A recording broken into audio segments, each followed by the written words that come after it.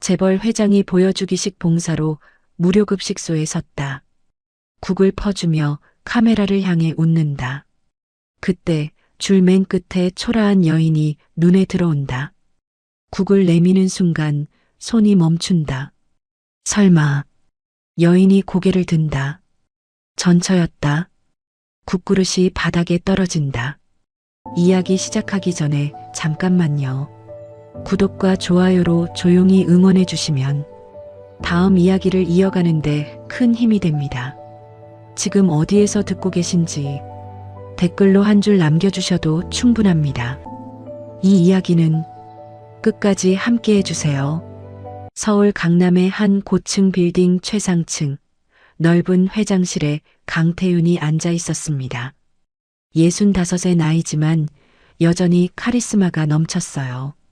정장은 흠 하나 없이 다려져 있었고 책상 위에는 서류들이 정돈되어 있었죠. 태윤은 대한민국 재계 상위 1%에 속한 재벌 회장이었습니다. 건설, 유통, 금융까지 손대지 않은 분야가 없었어요. 98년 금융위기도 버텼고 수많은 기업 인수를 성공시켰죠. 사람들은 태윤을 냉정하고 완벽한 승부사라고 불렀습니다. 회장님, 오늘 일정 확인 부탁드립니다. 비서가 들어와 태블릿을 보여줬어요. 태윤은 무표정하게 화면을 훑었죠. 새벽 6시 임원회의, 오전 10시 정부 인사 미팅, 점심은 은행장과 접대, 오후 3시 이사회. 비서의 말이 계속 이어졌습니다. 태윤은 고개만 끄덕였어요. 매일이 똑같았죠. 회의, 접대, 결제. 끝이 없는 일정이었습니다. 저녁 일정은 없으십니다. 비서가 말했습니다. 태윤은 창밖을 바라봤어요. 알았네. 비서가 나간 뒤 태윤은 혼자 남았습니다. 넓은 회장실이 갑자기 텅 빈 것처럼 느껴졌어요. 태윤은 한숨을 쉬었죠. 저녁이 되면 태윤은 항상 대저택으로 돌아갔습니다. 강남 한복판에 있는 300평짜리 주택이었어요. 정원도 있고 수영장도 있었죠. 하지만 태윤 혼자 살았습니다. 현관문을 열고 들어가면 불 꺼진 거실만 기다렸어요. 태윤은 조명을 켜고 소파에 앉았죠. 집사가 저녁을 준비해뒀지만 혼자 먹기 싫었습니다. 돈이 있으면 다 해결될 줄 알았지. 태윤은 중얼거렸습니다. 젊었을 때는 달랐어요. 돈만 있으면 행복할 거라고 믿었죠. 그래서 미친 듯이 일했습니다. 밤낮 없이 회사를 키웠어요. 하지만 지금 태윤에게 남은 건 돈뿐이었습니다. 친구도 없고 가족도 없었어요. 10년 전 이혼한 뒤로 태윤은 완전히 혼자였죠. 태윤은 서재로 가서 낡은 앨범을 꺼냈습니다. 먼지가 수북이 쌓여 있었어요. 앨범을 펼치니 젊은 시절 사진들이 나왔죠. 결혼식 사진, 신혼여행 사진, 행복하게 웃고 있는 태윤과 아내의 모습. 이선영. 태윤은 아내의 이름을 중얼거렸습니다. 10년 전 태윤은 선영과 이혼했어요. 이유는 복잡했죠. 선영의 가족이 계속 돈을 요구했습니다. 병든 시어머니, 사업 실패한 처남, 끝없는 빚. 태윤은 지쳤어요. 돈을 줘도 끝이 없었죠. 선영은 가족을 버릴 수 없다고 했습니다. 태윤은 결국 선택했어요. 이혼을 택했죠. 당신이 선택해요. 가족이냐 나냐. 태윤은 그날을 기억했습니다. 선영은 울면서 말했어요. 미안해요. 하지만 가족을 버릴 순 없어요. 태윤은 다음 날 이혼 서류를 내밀었습니다. 선영은 눈물을 흘리며 서명했어요. 태윤은 돌아서며 다짐했죠. 다시는 뒤돌아보지 않는다. 그날 이후 태윤은 정말 뒤돌아보지 않았습니다. 선영에게 연락하지 않았고 소식도 듣지 않았어요. 그저 일에만 매달렸죠. 10년이 지났습니다. 태윤은 더 부자가 되었어요. 회사는 더 커졌고 명예도 얻었죠. 하지만 행복하지 않았습니다. 밤마다 태우는 혼자 대저택을 걸어 다녔어요. 텅 빈 방들, 쓸쓸한 복도, 아무도 없는 식탁. 태우는 모든 걸 가졌지만 동시에 아무것도 없었죠. 이게 내가 원했던 건가? 태우는 자문했습니다. 하지만 대답은 없었어요. 태우는 그저 매일을 버텼습니다. 새벽 회의, 점심 접대, 저녁엔 혼자 남는 대저택. 똑같은 하루의 반복이었죠. 어느 날 아침 비서가 특별한 일정을 보고했습니다. 회장님, 이번 주 목요일에 재단 봉사 일정이 있습니다. 무료급식소 방문입니다.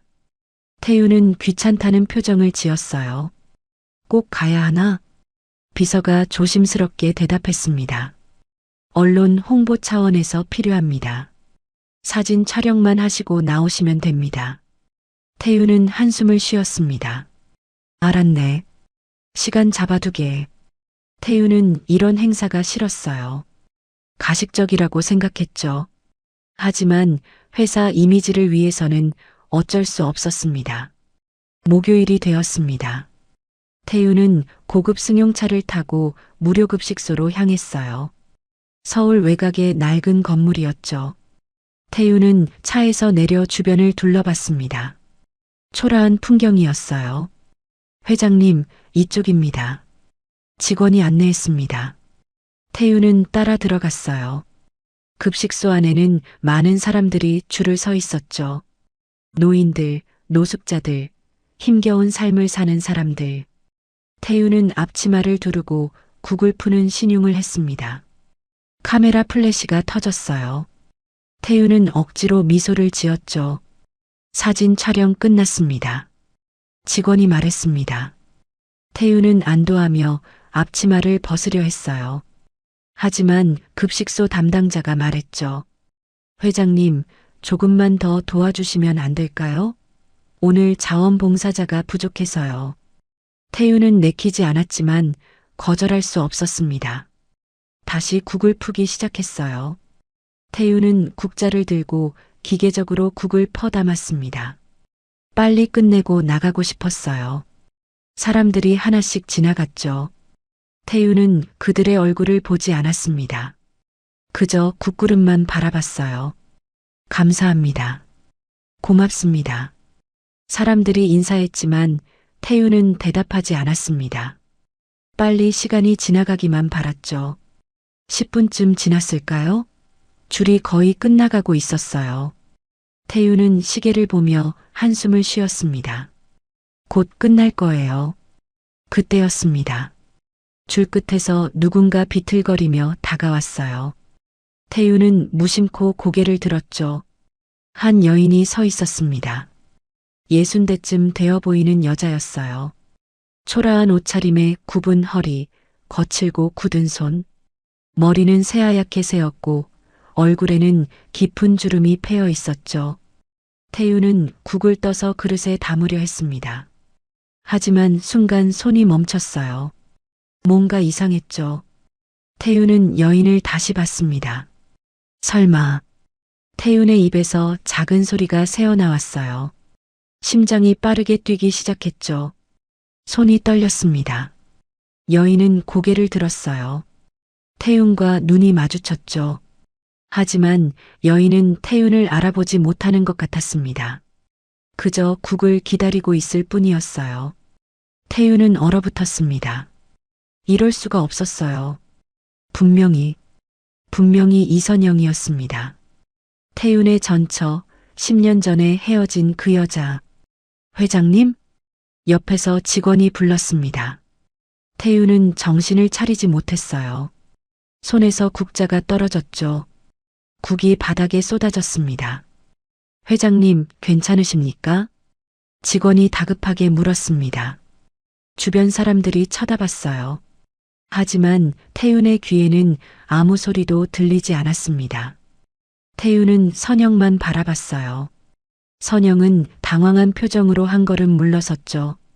그리고 조용히 돌아서서 자리를 떠났습니다. 선영. 태윤이 작게 불렀지만 선영은 듣지 못했어요. 선영은 급식소 문을 나가 사라졌죠. 회장님, 정말 괜찮으십니까? 얼굴이 창백하신데요. 직원이 걱정스럽게 물었습니다. 태유는 겨우 정신을 차렸어요. 아니, 괜찮네. 그냥 어지러웠어. 태유는 앞치마를 벗었습니다. 오늘은 이만 가봐야겠네. 태유는 급히 급식소를 나왔어요. 차에 올라 운전기사에게 말했죠. 잠깐 기다리게. 태유는 차 안에서 심호흡을 했습니다. 손이 계속 떨렸어요. 방금 본 게 정말 선영이었을까요? 아니면 착각일까요? 하지만 태유는 확신했습니다. 분명 선영이었어요. 얼굴은 늙었지만 눈빛은 그대로였죠. 태유는 10년이 지나도 그 눈을 잊을 수 없었습니다. 아직 살아있었어. 아니, 이렇게까지. 태유는 중얼거렸습니다. 선영의 모습이 머릿속에서 떠나지 않았어요. 초라한 옷, 굽은 허리, 거친 손. 10년 전의 선영과는 너무 달랐죠. 10년 전 선영은 아름다웠습니다. 단정한 옷차림에 환한 미소, 따뜻한 목소리. 태유는 그런 선영을 사랑했어요. 하지만 지금 본 선영은 완전히 다른 사람 같았죠. 무슨 일이 있었던 거야? 태유는 불안했습니다. 선영에게 무슨 일이 생긴 걸까요? 왜 무료급식소에 온 걸까요? 태유는 결심했어요. 알아봐야 했습니다. 태유는 운전기사에게 말했죠. 회사로 가지 말고 잠깐 이 근처를 돌게. 차는 천천히 급식소 주변을 돌았습니다. 태유는 창밖을 주시했어요. 선영을 찾으려 했죠. 10분쯤 지나 선영을 발견했습니다. 선영은 천천히 걸어가고 있었어요. 태유는 운전기사에게 말했죠. 저 여자 따라가게. 천천히, 들키지 않게. 차는 선영을 조심스럽게 따라갔습니다. 선영은 좁은 골목으로 들어갔어요. 낡은 건물들이 즐비한 동네였죠. 선영은 한 건물 앞에 멈춰 섰습니다. 반지하 입구였어요. 선영은 계단을 내려가 문을 열고 들어갔죠. 여기서 기다리게. 태유는 차에서 내렸습니다. 그리고 조심스럽게 건물에 다가갔어요. 반지하 창문으로 안을 들여다봤죠. 작고 어두운 방이었습니다. 곰팡이가 핀 벽, 낡은 가구, 찬바람이 들어오는 창문. 선영은 방 한 구석에 앉아 있었어요. 태유는 가슴이 찢어지는 것 같았습니다. 선영이 이런 곳에서 살고 있다니. 태윤의 대저택과는 너무나 대조적이었죠. 도대체 무슨 일이? 태윤은 중얼거렸습니다.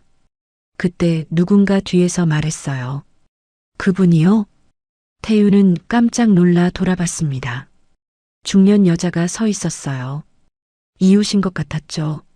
저분 알아요? 여자가 물었습니다. 태윤은 당황하며 대답했어요. 아, 네. 조금. 여자가 한숨을 쉬었습니다. 안 됐어요, 정말. 전 남편 때문에 다 잃었대요. 태윤의 가슴이 철렁했습니다. 무슨 말씀이죠? 여자가 설명했습니다. 들으니까 남편이 부자였는데 이혼하고 나갔대요. 그 뒤로 가족들 병원비, 빚 다 떠안고 결국 이렇게 됐다더라고요. 태윤은 숨이 막혔습니다. 전 남편, 그게 바로 태윤 자신이었죠. 가족까지 다 잃었대요. 어머니도 돌아가시고 동생도 연락 끊고. 여자의 말이 계속 이어졌습니다. 태윤은 더 이상 듣고 싶지 않았어요. 하지만 발이 떨어지지 않았죠. 혼자 사세요. 몸도 안 좋으신 것 같던데. 참 안타까워요. 태윤은 고개를 숙였습니다. 눈앞이 캄캄했어요. 태윤은 차에 올라 한참을 멍하니 앉아 있었습니다. 머릿속이 하얗게 변했어요. 이웃의 말이 계속 맴돌았죠. 전 남편 때문에 다 잃었대요. 회장님, 어디로 가시겠습니까? 운전기사가 조심스럽게 물었습니다. 태우는 대답하지 못했어요. 어디로 가야 할까요? 집으로? 회사로? 회사로. 가세. 태우는 겨우 입을 열었습니다. 차가 출발했지만 태우는 창밖만 바라봤어요. 선영의 모습이 눈에 선했죠. 회사에 도착했지만 태우는 일을 할 수 없었습니다. 서류를 봐도 글자가 들어오지 않았어요. 회의를 해도 집중할 수 없었죠. 회장님, 괜찮으십니까? 비서가 걱정스럽게 물었습니다. 태우는 손을 흔들었어요. 괜찮네. 그냥 피곤해서 그래. 하지만 괜찮지 않았습니다. 태윤의 머릿속은 온통 선영 생각뿐이었어요. 저녁이 되자 태윤은 대저택으로 돌아왔습니다. 넓은 거실에 불을 켜고 소파에 앉았어요. 하지만 마음은 계속 선영에게 가 있었죠. 태윤은 서재로 가서 오래된 상자를 꺼냈습니다. 이혼할 때 선영의 물건들을 담아둔 상자였어요. 태윤은 한 번도 열어본 적이 없었죠. 상자를 열자 선영의 냄새가 났습니다. 옷, 사진, 편지, 모든 게 그대로 있었어요. 태윤은 사진 한 장을 집어들었죠. 젊은 시절 선영의 모습이었습니다. 환하게 웃고 있었어요. 태윤도 옆에서 웃고 있었죠. 행복했던 시절이었습니다. 내가 뭘 한 거지? 태윤은 중얼거렸습니다. 10년 전 태윤은 선영을 떠났어요. 선영의 가족이 부담스러웠죠. 끝없는 요구, 계속되는 빚. 태윤은 지쳤습니다. 하지만 지금 생각하니 다른 방법도 있었을 거예요. 도와줄 수도 있었고 함께 해결할 수도 있었죠. 하지만 태윤은 그러지 않았습니다. 그저 도망쳤어요. 난 떠났을 뿐인데. 아니, 도망친 거였나? 태윤은 자신에게 물었습니다. 그날 밤 태윤은 잠을 이룰 수 없었어요. 선영의 얼굴이 계속 떠올랐죠. 다음 날 아침 태윤은 비서에게 지시했습니다. 이선영이란 사람 알아봐. 63, 10년 전에 나와 이혼했어. 비서는 놀란 표정을 지었지만 곧 고개를 끄덕였어요. 알겠습니다, 회장님. 이틀 뒤 비서가 보고서를 가져왔습니다. 태윤은 떨리는 손으로 보고서를 펼쳤어요. 이선영, 63세. 현재 무직. 서울 외곽 반지하 거주. 기초생활수급자. 태윤은 보고서를 읽으며 가슴이 아팠습니다. 계속 읽어 내려갔어요. 이혼 후 어머니 병원비와 동생 빚상환으로 재산 탕진. 5년 전 어머니 사망. 3년 전 동생과 연락 두절. 현재 혼자 거주. 태윤의 손이 떨렸습니다. 선영은 혼자였어요. 가족도 잃고 돈도 잃고 모든 걸 잃었죠. 건강 상태는? 태윤이 물었습니다. 비서가 조심스럽게 대답했어요. 자세한 건 알 수 없지만 병원 기록을 보니 만성 질환이 있는 것 같습니다. 태윤은 보고서를 내려놓고 창밖을 바라봤습니다. 선영은 아프기까지 한 거예요. 그날 밤 태윤은 다시 선영의 집 앞에 갔습니다. 차 안에서 반지하 창문을 바라봤어요. 불이 켜져 있었죠. 선영은 방 안에서 뭔가를 하고 있었습니다. 태윤은 차에서 내려 조심스럽게 다가갔어요. 창문 가까이 가서 안을 들여다봤죠. 선영은 작은 식탁에서 라면을 먹고 있었습니다. 혼자서 조용히. 태윤은 가슴이 미어지는 것 같았어요. 태윤은 문을 두드리고 싶었습니다. 들어가서 사과하고 싶었어요. 하지만 용기가 나지 않았죠. 태윤은 그저 멀리서 지켜볼 뿐이었습니다. 1시간쯤 지나 선영이 불을 껐습니다. 태윤은 차로 돌아왔어요. 집으로 가는 길 태윤은 눈물을 흘렸죠. 다음 날부터 태윤은 매일 선영의 집 앞에 갔습니다. 차 안에서 선영을 지켜봤어요. 선영의 하루를 알고 싶었죠. 선영은 매일 아침 일찍 일어났습니다. 무료급식소로 갔어요. 점심을 먹고 돌아와서는 집에만 있었죠. 태유는 선영의 외로운 모습을 보며 괴로워했습니다. 자신 때문이라는 걸 알았어요. 일주일이 지났습니다. 태유는 더 이상 참을 수 없었어요. 선영에게 연락하기로 했죠. 태유는 오래된 휴대폰을 꺼냈습니다. 10년 전에 쓰던 휴대폰이었어요. 선영의 전화번호가 아직 남아 있었죠. 태유는 떨리는 손으로 전화번호를 눌렀습니다. 하지만 통화 버튼은 누르지 못했어요. 뭐라고 말해야 할까요? 미안하다고? 용서해달라고? 태유는 결국 전화를 끊었습니다. 용기가 나지 않았어요. 그날 밤 태유는 대저택에 혼자 앉아 있었습니다. 넓은 거실, 비싼 가구, 호화로운 장식. 하지만 텅 비어 있었죠. 태유는 선영의 반지하 방을 떠올렸습니다. 좁고 춥고 어두운 곳. 하지만 선영은 거기서 살고 있었어요. 내가 잘못한 거야. 태유는 처음으로 인정했습니다. 선영을 버린 게 잘못이었다고. 도망친 게 비겁했다고. 태유는 휴대폰을 다시 꺼냈습니다. 선영의 번호를 눌렀어요. 이번에는 통화 버튼을 눌렀죠. 신호음이 울렸습니다. 한 번, 두 번, 세 번. 태윤의 심장이 빠르게 뛰었어요. 하지만 전화는 받지 않았습니다.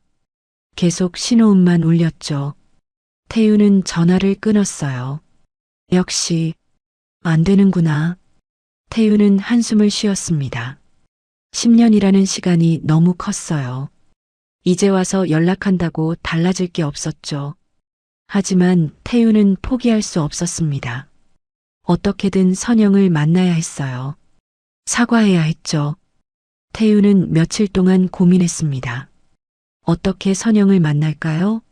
갑자기 찾아가면 선영이 놀랄 거예요. 전화는 받지 않았고 편지를 써도 읽을지 알 수 없었죠. 태윤은 결국 다시 무료급식소로 갔습니다. 선영을 자연스럽게 만날 수 있는 곳이었어요. 태윤은 봉사복을 입고 국을 푸는 자리에 섰죠. 1시간쯤 지나 선영이 들어왔습니다. 태윤은 가슴이 두근거렸어요. 선영은 줄을 서서 천천히 다가왔죠. 태윤은 고개를 숙이고 국을 퍼담았습니다. 선영이 태윤 앞에 섰어요. 태윤은 떨리는 손으로 국그릇을 내밀었죠. 선영은 국그릇을 받아갔습니다. 태윤을 알아보지 못했어요. 태윤은 안도하면서도 슬펐죠. 급식이 끝나고 태윤은 선영을 따라 나갔습니다. 멀리서 지켜보며 선영의 뒤를 따랐어요. 선영은 반지하 집으로 돌아갔죠. 태윤은 차 안에서 생각했습니다. 이렇게 지켜보기만 할 순 없었어요. 뭔가 해야 했죠. 태윤은 비서를 불렀습니다. 선영 씨에 대해 더 알아봐. 건강 상태, 병원 기록, 모든 것. 비서가 고개를 끄덕였어요. 며칠 뒤 비서가 두꺼운 파일을 가져왔습니다. 회장님, 이선영 씨의 의료 기록입니다. 태윤은 파일을 펼쳤어요. 그리고 얼어붙었죠.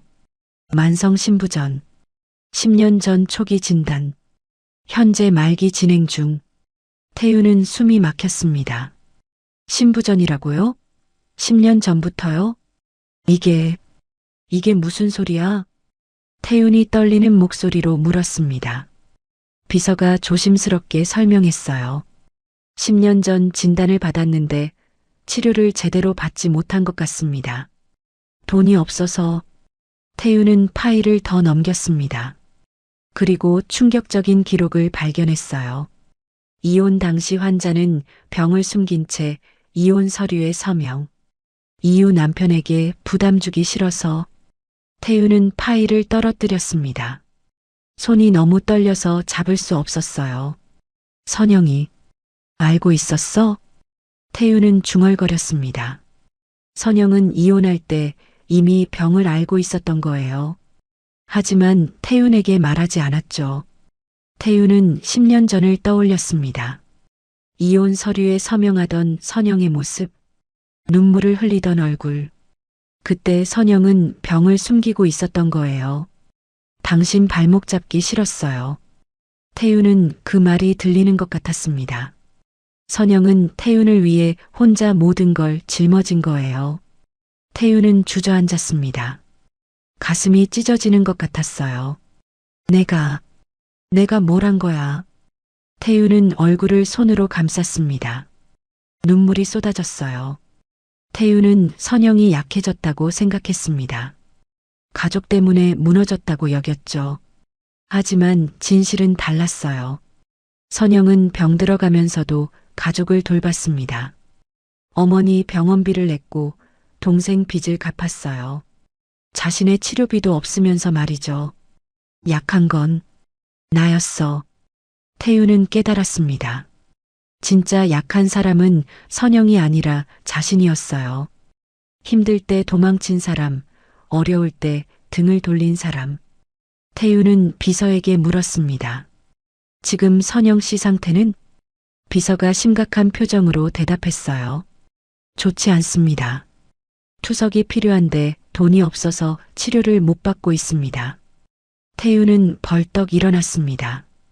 당장 최고의 병원에 연락해. 내 이름으로 모든 치료비를 내겠어. 비서가 난처한 표정을 지었어요. 하지만 회장님, 본인 동의 없이는. 태윤은 알고 있었습니다. 선영의 허락 없이는 아무것도 할 수 없다는 걸. 그럼 내가 직접 만나야겠군. 태윤은 결심했습니다. 더 이상 미룰 수 없었어요. 다음 날 태윤은 선영의 집으로 향했습니다. 차에서 내려 반지하 문 앞에 섰어요. 손이 떨렸지만 초인종을 눌렀죠. 한참 뒤 문이 열렸습니다. 선영이 나타났어요. 선영은 태윤을 보고 눈이 커졌죠. 당신. 선영은 태윤을 알아봤습니다. 10년이 지났지만 기억하고 있었어요. 무슨 일이에요? 선영의 목소리는 차갑습니다. 태윤은 말문이 막혔어요.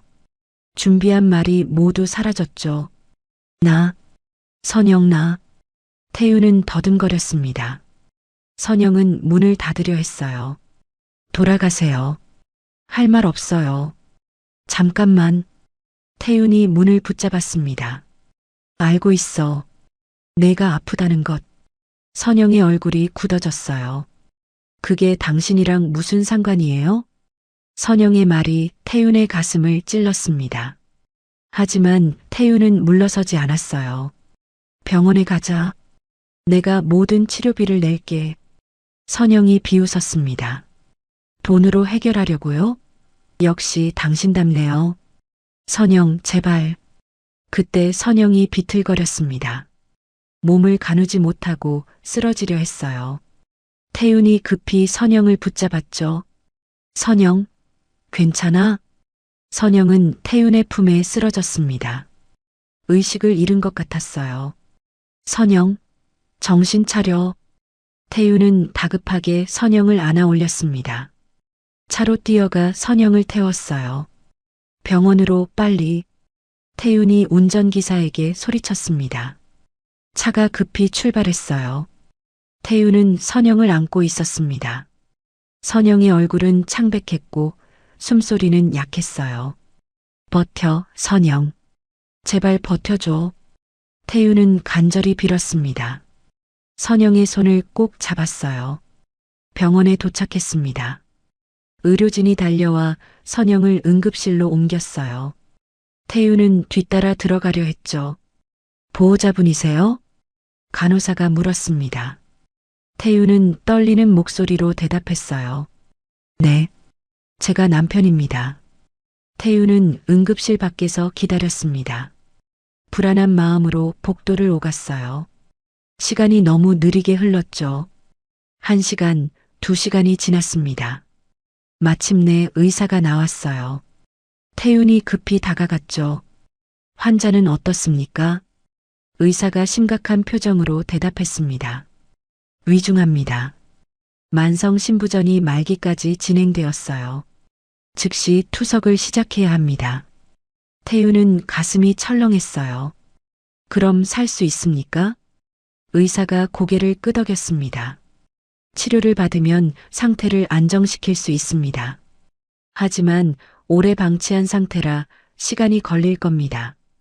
태우는 안도하면서도 괴로웠습니다. 비용은 신경 쓰지 마십시오. 최선을 다해 주십시오. 의사가 고개를 끄덕이고 돌아갔어요. 태우는 의자에 주저앉았죠. 1시간 뒤 선영이 병실로 옮겨졌습니다. 태우는 병실로 들어갔어요. 선영은 침대에 누워 있었죠. 여전히 눈을 감고 있었습니다. 태우는 침대 옆에 앉았어요. 선영의 손을 조심스럽게 잡았죠. 차갑고 마른 손이었습니다.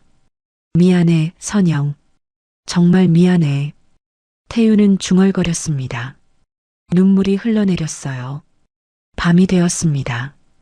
태우는 병실을 떠나지 않았어요. 선영 곁을 지켰죠. 비서가 옷과 음식을 가져왔지만 태우는 먹지 않았습니다. 새벽이 되자 선영이 눈을 떴어요. 천천히 주변을 둘러봤죠.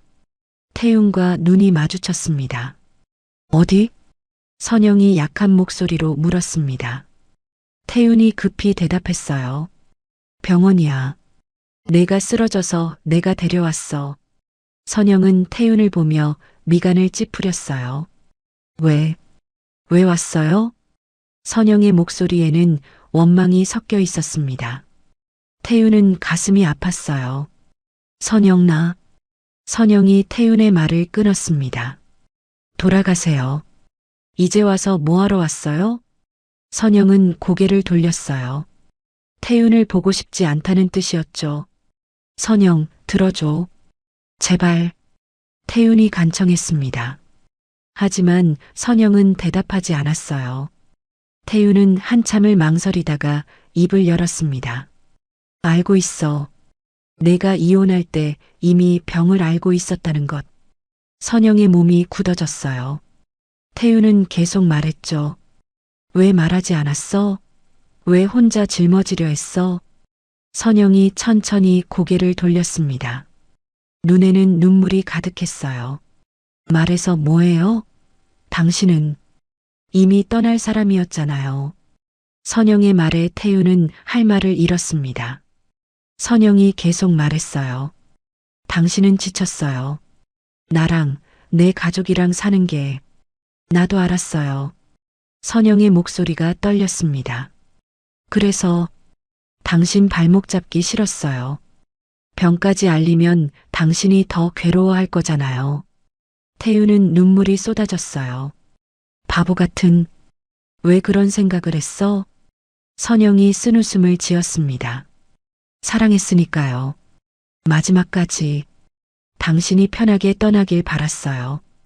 태윤은 선영의 손을 꼭 잡았습니다. 미안해. 정말 미안해. 나는 비겁했어. 태윤의 목소리가 떨렸어요.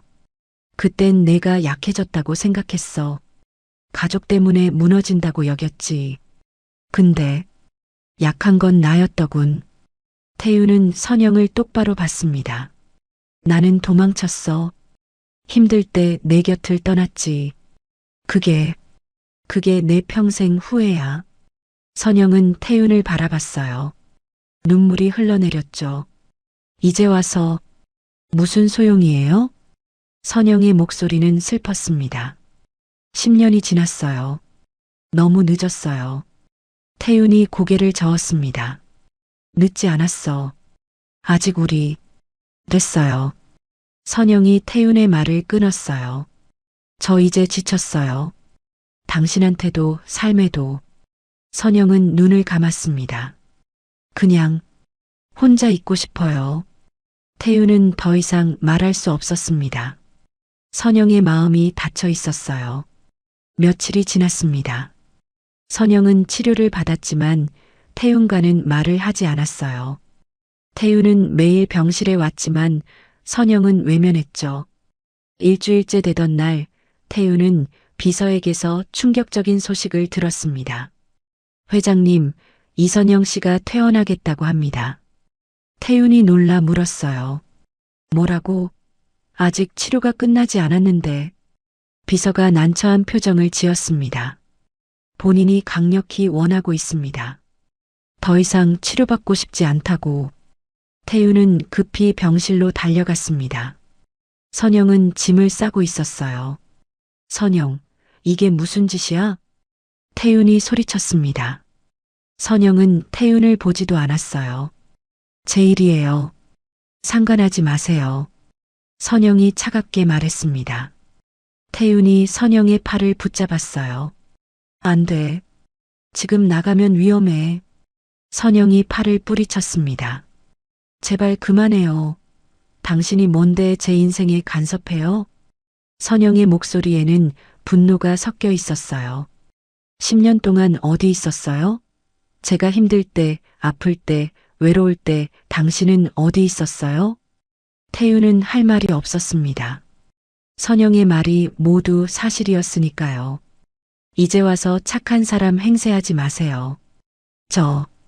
이제 지쳤어요. 선영은 가방을 들고 병실을 나갔습니다.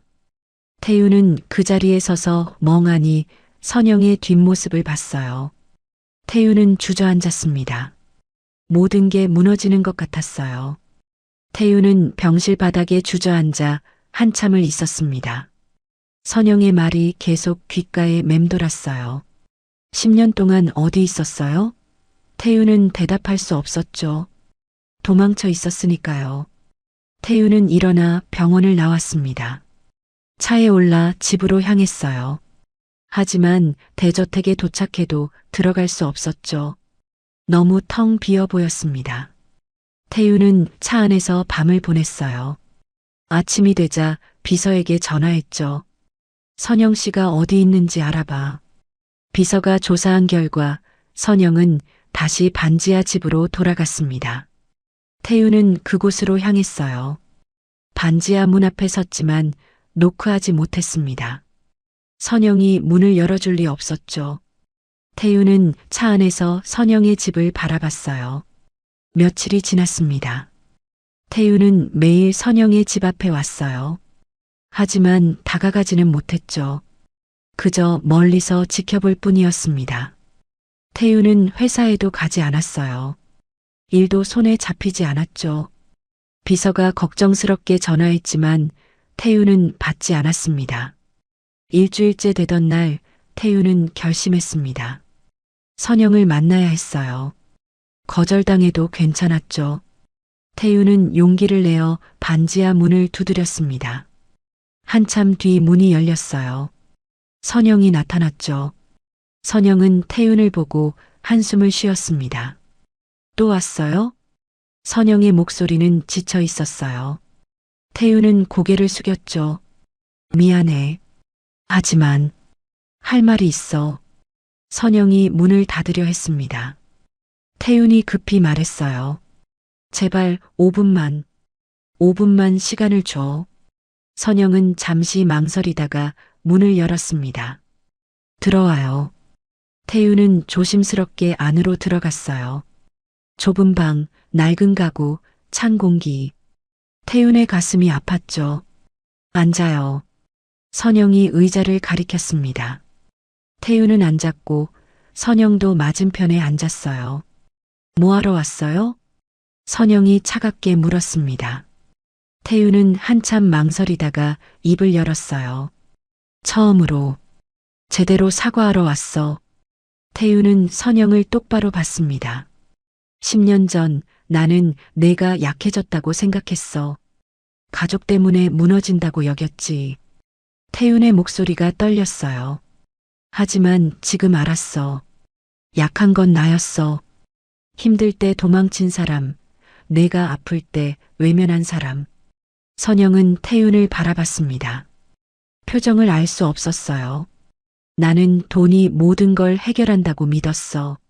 성공하면 행복할 거라고 생각했지. 태윤은 쓴웃음을 지었습니다.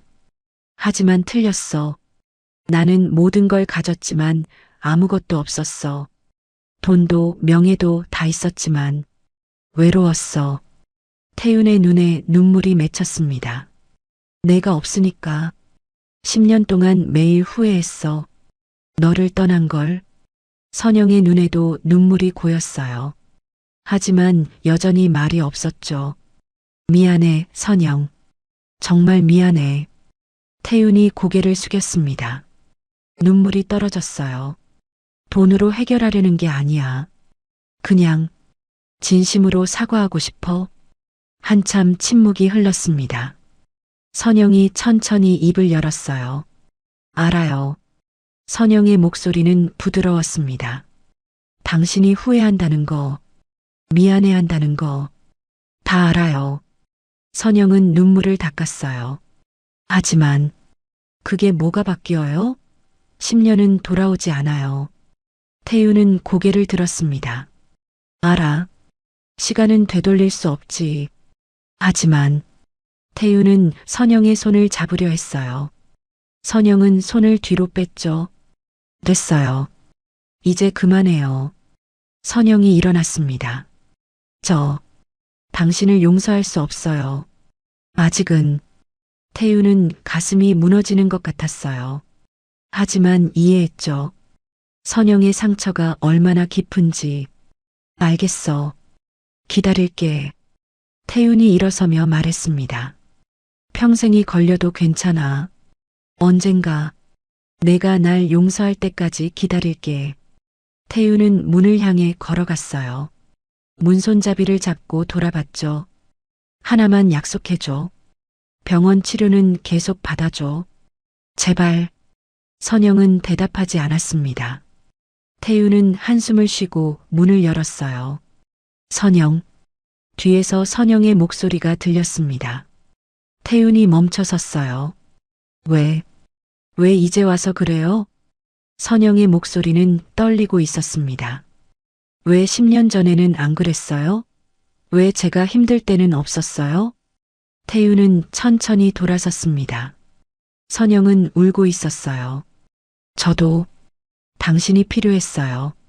아플 때, 외로울 때, 무서울 때, 그때 당신이 있었으면 좋겠다고 매일 생각했어요. 선영이 바닥에 주저앉았습니다. 하지만 당신은 없었어요. 전화도 안 했고 찾아오지도 않았잖아요. 태윤은 선영에게 다가가 무릎을 꿇었어요. 미안해. 정말 미안해. 태윤도 울고 있었습니다. 변명할 수 없어. 나는 비겁했어. 도망쳤어. 두 사람은 한참을 울었습니다. 10년 동안 쌓인 고통과 그리움이 터져나왔어요. 한참 뒤 선영이 눈물을 닦으며 말했습니다. 돌아가요. 태윤은 고개를 끄덕였습니다. 일어서려는데 선영이 덧붙였어요. 병원 다시 다닐게요. 태윤은 선영을 봤습니다. 선영이 작게 미소를 지었어요. 대신 조건이 있어요. 당신이 직접 병원에 데려다 주세요. 매번. 태윤의 눈이 커졌습니다. 정말? 선영이 고개를 끄덕였어요. 천천히. 다시 시작해보고 싶어요. 할 수 있을지 모르겠지만. 태윤은 눈물을 흘리며 고개를 끄덕였습니다. 고마워, 선영. 정말 고마워. 한 달이 지났습니다. 태윤은 매일 선영을 병원에 데려다 줬어요. 아침 일찍 반지하 집 앞에서 기다렸다가 함께 병원으로 갔죠. 치료가 끝나면 다시 집까지 바래다 줬습니다. 처음에는 어색했어요. 차 안에서 둘 다 말이 없었죠. 하지만 시간이 지나며 조금씩 대화가 늘어났습니다. 오늘 날씨 좋네요. 그러게요. 짧은 대화였지만 태윤에게는 소중했어요. 선영과 다시 이야기할 수 있다는 것만으로도 감사했죠. 선영의 건강은 조금씩 좋아졌습니다. 투석 치료를 꾸준히 받으니 얼굴에 생기가 돌았어요. 태윤은 그런 선영을 보며 안도했죠. 어느 날 태윤은 중요한 결정을 내렸습니다. 회사 이사회를 소집했어요. 임원들이 모두 모였죠. 오늘 중요한 발표가 있습니다. 태윤이 단상에 섰습니다. 임원들이 긴장한 표정으로 기다렸어요. 다음 달 제 전처 이선영 씨와 공개석상에 함께 나갈 예정입니다. 회의실이 술렁거렸습니다. 상무 한 명이 벌떡 일어났어요. 회장님, 그게 무슨 말씀이십니까? 태유는 침착하게 대답했습니다. 문자 그대로입니다. 자선 행사에 선영 씨를 동반할 겁니다. 재무 담당 이사가 반대했어요. 회장님, 그러시면 안 됩니다. 언론이 가만히 있지 않을 겁니다. 태유는 알고 있었습니다. 이혼한 전처를 공개석상에 데려간다는 것. 언론은 온갖 추측을 할 거예요. 상관없습니다. 태윤이 단호하게 말했습니다. 더 이상 선영을 숨기고 싶지 않습니다. 법무 담당 이사가 조심스럽게 물었어요. 회장님, 혹시 재혼을 생각하고 계십니까? 태윤은 잠시 침묵했습니다. 아직 모르겠습니다. 하지만 가능성은 열어두고 있습니다. 임원들은 서로 눈빛을 교환했어요. 모두 불안해 보였죠. 회장님, 신중하게 생각하십시오. 회사 이미지에 타격이 있을 수 있습니다. 태유는 고개를 저었습니다. 이미 결정했습니다. 반대는 받지 않겠습니다. 회의가 끝나고 태유는 선영에게 전화했어요. 선영, 나 한 가지 부탁이 있어. 선영이 물었습니다. 무슨 부탁이에요? 태유는 조심스럽게 말했습니다. 다음 주 자선 행사에 나랑 같이 가줄 수 있어? 선영은 잠시 침묵했어요. 공개석상이죠? 응. 사람들이 많을 거야. 선영이 한숨을 쉬었습니다. 왜요? 왜 저를 데려가려는 거예요? 태유는 진심을 담아 대답했어요. 더 이상 널 숨기고 싶지 않아. 당당하게 내 옆에 있었으면 좋겠어. 선영은 한참 생각했습니다. 알았어요. 가겠습니다. 행사 당일이 되었습니다. 태유는 선영을 데리러 갔어요. 선영은 단정한 옷을 입고 나왔죠. 예전처럼 아름다워 보였습니다. 예쁘네. 태윤이 말했습니다. 선영이 수줍게 웃었어요. 고마워요. 행사장에 도착하자 기자들이 몰려들었습니다. 카메라 플래시가 터졌어요. 회장님, 옆에 계신 분은 누구십니까? 전처 아니십니까? 재혼하신 겁니까? 질문이 쏟아졌습니다. 선영은 당황해 보였어요. 태윤이 선영의 손을 잡았죠. 괜찮아. 내가 있잖아. 태윤은 마이크 앞에 섰습니다. 질문에 답하겠습니다. 옆에 계신 분은 제 전처 이선영 씨입니다. 기자들이 술렁거렸습니다. 태윤은 계속 말했어요. 10년 전 이혼했습니다. 하지만 최근 다시 만났습니다. 한 기자가 소리쳤어요. 재혼 계획이 있으십니까? 태윤은 선영을 보았습니다. 선영도 태윤을 보고 있었어요. 태윤이 대답했죠. 천천히 생각하고 있습니다. 급하게 결정하고 싶지 않습니다. 그날 저녁 뉴스는 이 이야기로 가득했어요. 재벌 회장, 전처와 재회, 10년 만의 로맨스. 하지만 다음 날 예상치 못한 폭로가 터졌습니다. 어느 언론사가 특종을 냈어요. 강태윤 회장, 전처를 방치했나? 전처는 극빈층으로 전락. 기사에는 선영의 반지하 집 사진, 무료급식소에서 밥을 받는 모습까지 실려 있었습니다. 태윤은 분노했어요. 회사 이사회가 긴급 소집되었습니다. 이사들이 태윤을 압박했어요. 회장님, 이미지가 너무 나쁩니다. 퇴진하시는 게 좋겠습니다. 주가가 폭락하고 있습니다. 책임지셔야 합니다. 태윤은 이사들을 둘러봤습니다. 모두 자신을 버릴 준비가 되어 있었어요. 좋습니다. 태윤이 침착하게 말했습니다. 물러나겠습니다. 이사들이 놀란 표정을 지었어요. 이렇게 쉽게 물러날 줄 몰랐죠. 하지만 그 전에 기자회견을 하겠습니다. 태윤이 덧붙였습니다. 다음 날 태윤은 기자회견장에 섰습니다. 수많은 기자들과 카메라가 그를 향했어요. 제가 버린 사람입니다. 태윤은 떨리는 목소리로 시작했습니다. 10년 전 저는 제 아내를 버렸습니다. 힘들다는 핑계로, 지쳤다는 이유로 기자들이 숨을 죽였습니다. 아내는 병들어 있었습니다. 하지만 저에게 말하지 않았죠. 제 발목 잡기 싫어서였습니다. 태윤의 눈에 눈물이 맺혔어요.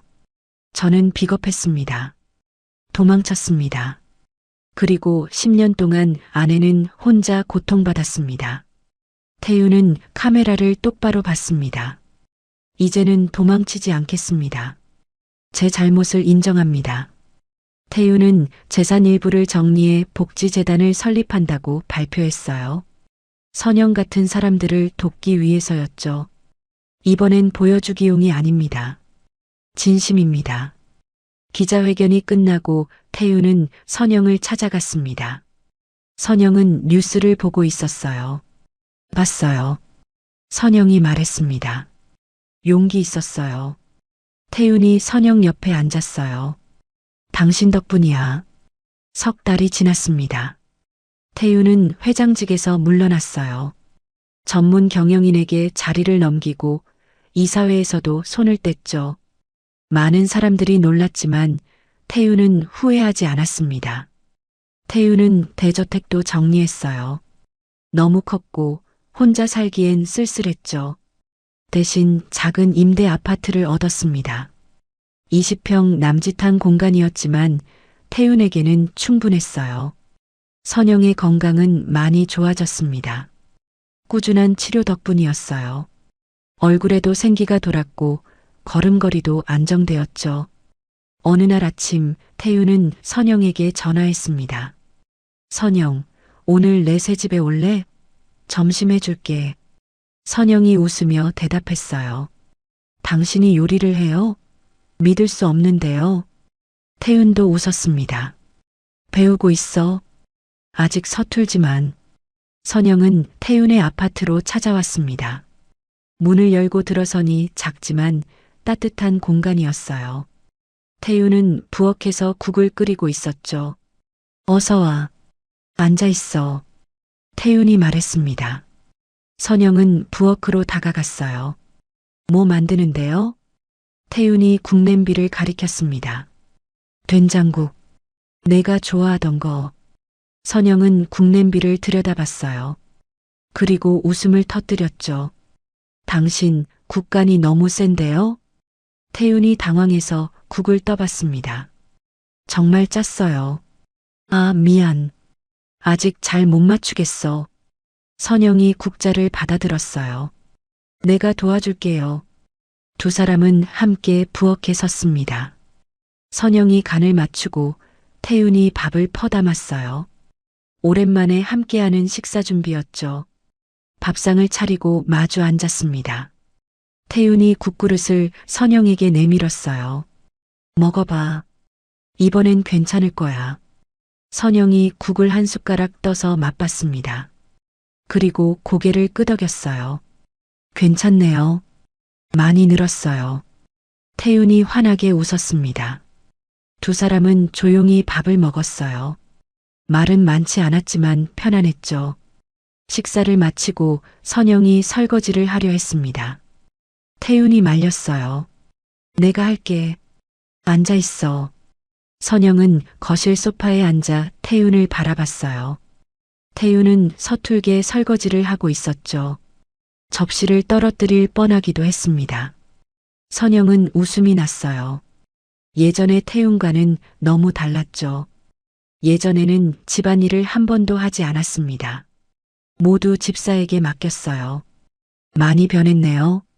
선영이 말했습니다. 태윤이 돌아봤어요. 뭐가? 선영이 미소를 지었습니다. 당신, 예전 같으면 설거지는 꿈도 안 꿨을 텐데. 태윤도 웃었어요. 이번엔 천천히 배우려고. 혼자 사는 법도, 요리하는 법도. 태윤은 설거지를 끝내고 선영 옆에 앉았습니다. 선영. 태윤이 선영을 불렀어요. 선영이 태윤을 봤죠. 나랑 다시 시작할 수 있을까? 선영은 잠시 침묵했습니다. 태윤은 조바심이 났지만 기다렸어요. 천천히요. 선영이 대답했습니다. 아직 확신이 안 서요.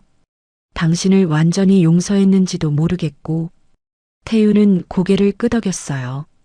알아. 급하게 하고 싶지 않아. 내가 준비될 때까지 기다릴게. 선영이 태윤의 손을 잡았습니다. 고마워요. 기다려줘서. 두 사람은 손을 잡고 앉아 있었어요. 창밖으로 햇살이 따뜻하게 비쳐 들어왔죠. 몇 주가 지났습니다. 태윤과 선영은 자주 만났어요. 함께 산책도 하고 영화도 봤죠. 천천히 조심스럽게 서로를 다시 알아가고 있었습니다. 어느 저녁 태윤은 선영을 위해 저녁을 준비했습니다. 이번에는 국도 제대로 끓이고 반찬도 여러 가지 준비했어요. 선영이 와서 밥상을 보고 놀랐습니다. 와, 정말 많이 늘었네요. 태윤이 자랑스럽게 웃었어요. 유튜브 보고 배웠어. 열심히 연습했지. 두 사람은 마주 앉아 밥을 먹었습니다. 국을 한 숟가락 뜬 선영이 말했어요. 맛있어요. 정말. 태윤은 기뻤습니다. 선영을 위해 뭔가 할 수 있다는 게 행복했어요. 선영, 나 이제 알았어. 태윤이 말했습니다. 10년 만에 깨달은 거지. 사람은 돈으로 살 수 없고 사랑은 늦게라도 돌아올 수 있다는 걸. 선영이 태윤을 바라봤어요. 후회하지 않아요? 회사도 그만두고 재산도 많이 정리하고. 태윤은 고개를 저었습니다. 전혀. 오히려 이제야 제대로 사는 것 같아. 태윤은 선영의 손을 잡았어요. 당신과 함께 밥 먹고 이야기 나누는 게 훨씬 행복해. 선영의 눈에 눈물이 맺혔습니다. 저도 행복해요. 두 사람은 손을 맞잡고 서로를 바라봤어요. 10년이라는 긴 시간이 지났지만 사랑은 여전히 남아 있었습니다. 그날 밤 선영이 집으로 돌아가려 할 때 태윤이 말했어요. 내일도 와줄래? 아침 같이 먹자. 선영이 미소를 지었습니다. 좋아요. 내일은 제가 국을 끓일게요.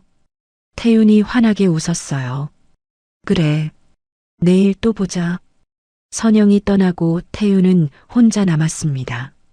작은 아파트였지만 외롭지 않았어요. 내일 다시 선영을 볼 수 있다는 기대감이 있었죠. 태윤은 창밖을 바라보며 생각했습니다. 10년 동안 헤맸지만 결국 돌아왔다고. 선영에게로, 진짜 행복에게로. 늦었지만 다시 시작할 수 있어. 태윤은 중얼거렸습니다. 그리고 미소를 지었어요.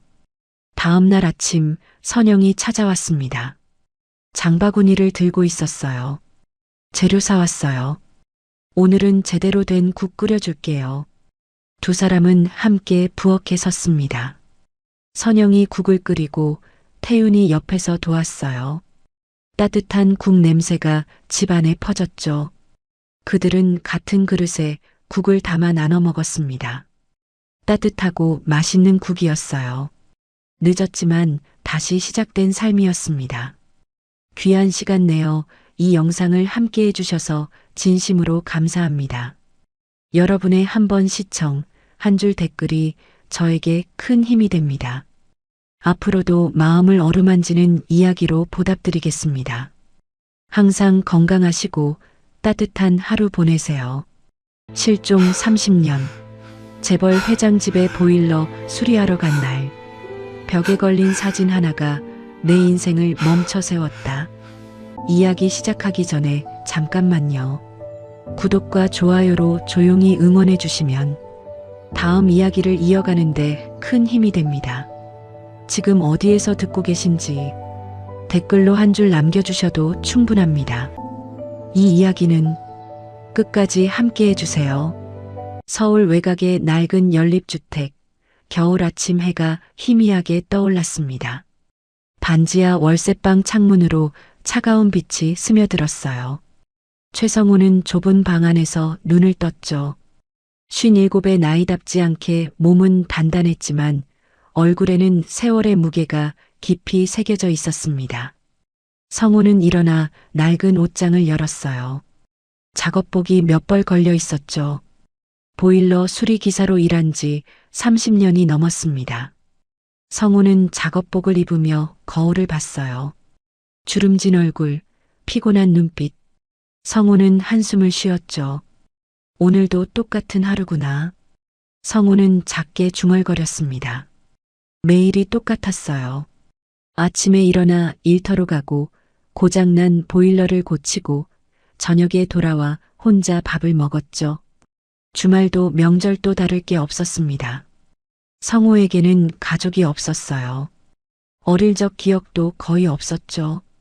초등학교 저학년 무렵 부모 손을 놓친 뒤의 기억은 텅 비어 있었습니다. 성우가 기억하는 건 고아원이었어요. 차가운 방, 낯선 아이들, 매일 밤 울먹이던 자신의 모습. 고아원을 나온 뒤에는 위탁 가정을 전전했습니다. 하지만 어디에서도 오래 머물지 못했어요. 성우는 16세 공장에 취직했죠. 그리고 기술을 배웠습니다. 보일러, 배관, 전기. 손으로 하는 일이라면 뭐든 익혔어요. 고장난 건 고치면 되는데. 성우는 낡은 찬장 앞에 서서 중얼거렸습니다. 라면 몇 개와 김치통이 전부였어요. 성우는 라면을 하나 꺼내 끓였죠. 혼자 먹는 밥은 언제나 쓸쓸했습니다. 성우는 라면을 먹으며 방 안을 둘러봤어요. 가족 사진 하나 없는 벽, 먼지 쌓인 책상, 오래된 텔레비전. 성우의 삶은 텅 비어 있었죠. 친구도 없고 연인도 없었습니다. 명절이 되어도 전화 한 통 오지 않았어요. 사람 인생은 왜 이렇게 안 되냐? 성우는 라면 국물을 마시며 한숨을 쉬었습니다. 보일러는 고칠 수 있었어요. 아무리 고장 나도 부품을 갈고 청소하고 조정하면 다시 돌아갔죠. 하지만 사람 인생은 그렇게 쉽게 고쳐지지 않았습니다. 성우는 어릴 적 자신을 떠올렸어요. 부모님 얼굴도 기억나지 않았죠. 이름도 목소리도 아무것도 없었습니다. 성우는 그저 버려진 아이였어요. 고속도로 휴게소에서 발견되었다고 들었죠. 누가 버렸는지, 왜 버렸는지 아무도 몰랐습니다. 성우는 라면 그릇을 씻고 작업 가방을 챙겼어요. 오늘도 출장이 여러 건 잡혀 있었죠. 성우는 문을 열고 밖으로 나갔습니다. 계단을 올라가니 차가운 바람이 얼굴을 때렸어요. 성우는 낡은 승합차에 올랐습니다. 뒷자리에는 공구들이 가득했어요. 렌치, 드라이버, 측정기. 성우의 모든 것이었죠. 성우는 시동을 걸고 출발했습니다. 첫 번째 집은 빌라였어요.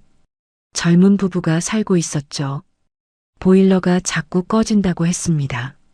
성우는 능숙하게 보일러를 점검했어요. 센서 문제였죠. 10분 만에 고쳤습니다. 고맙습니다. 덕분에 살았어요. 부부가 환하게 웃으며 고마워했어요. 아기를 안고 있는 아내의 모습이 따뜻해 보였죠. 성우는 잠깐 그들을 바라봤습니다.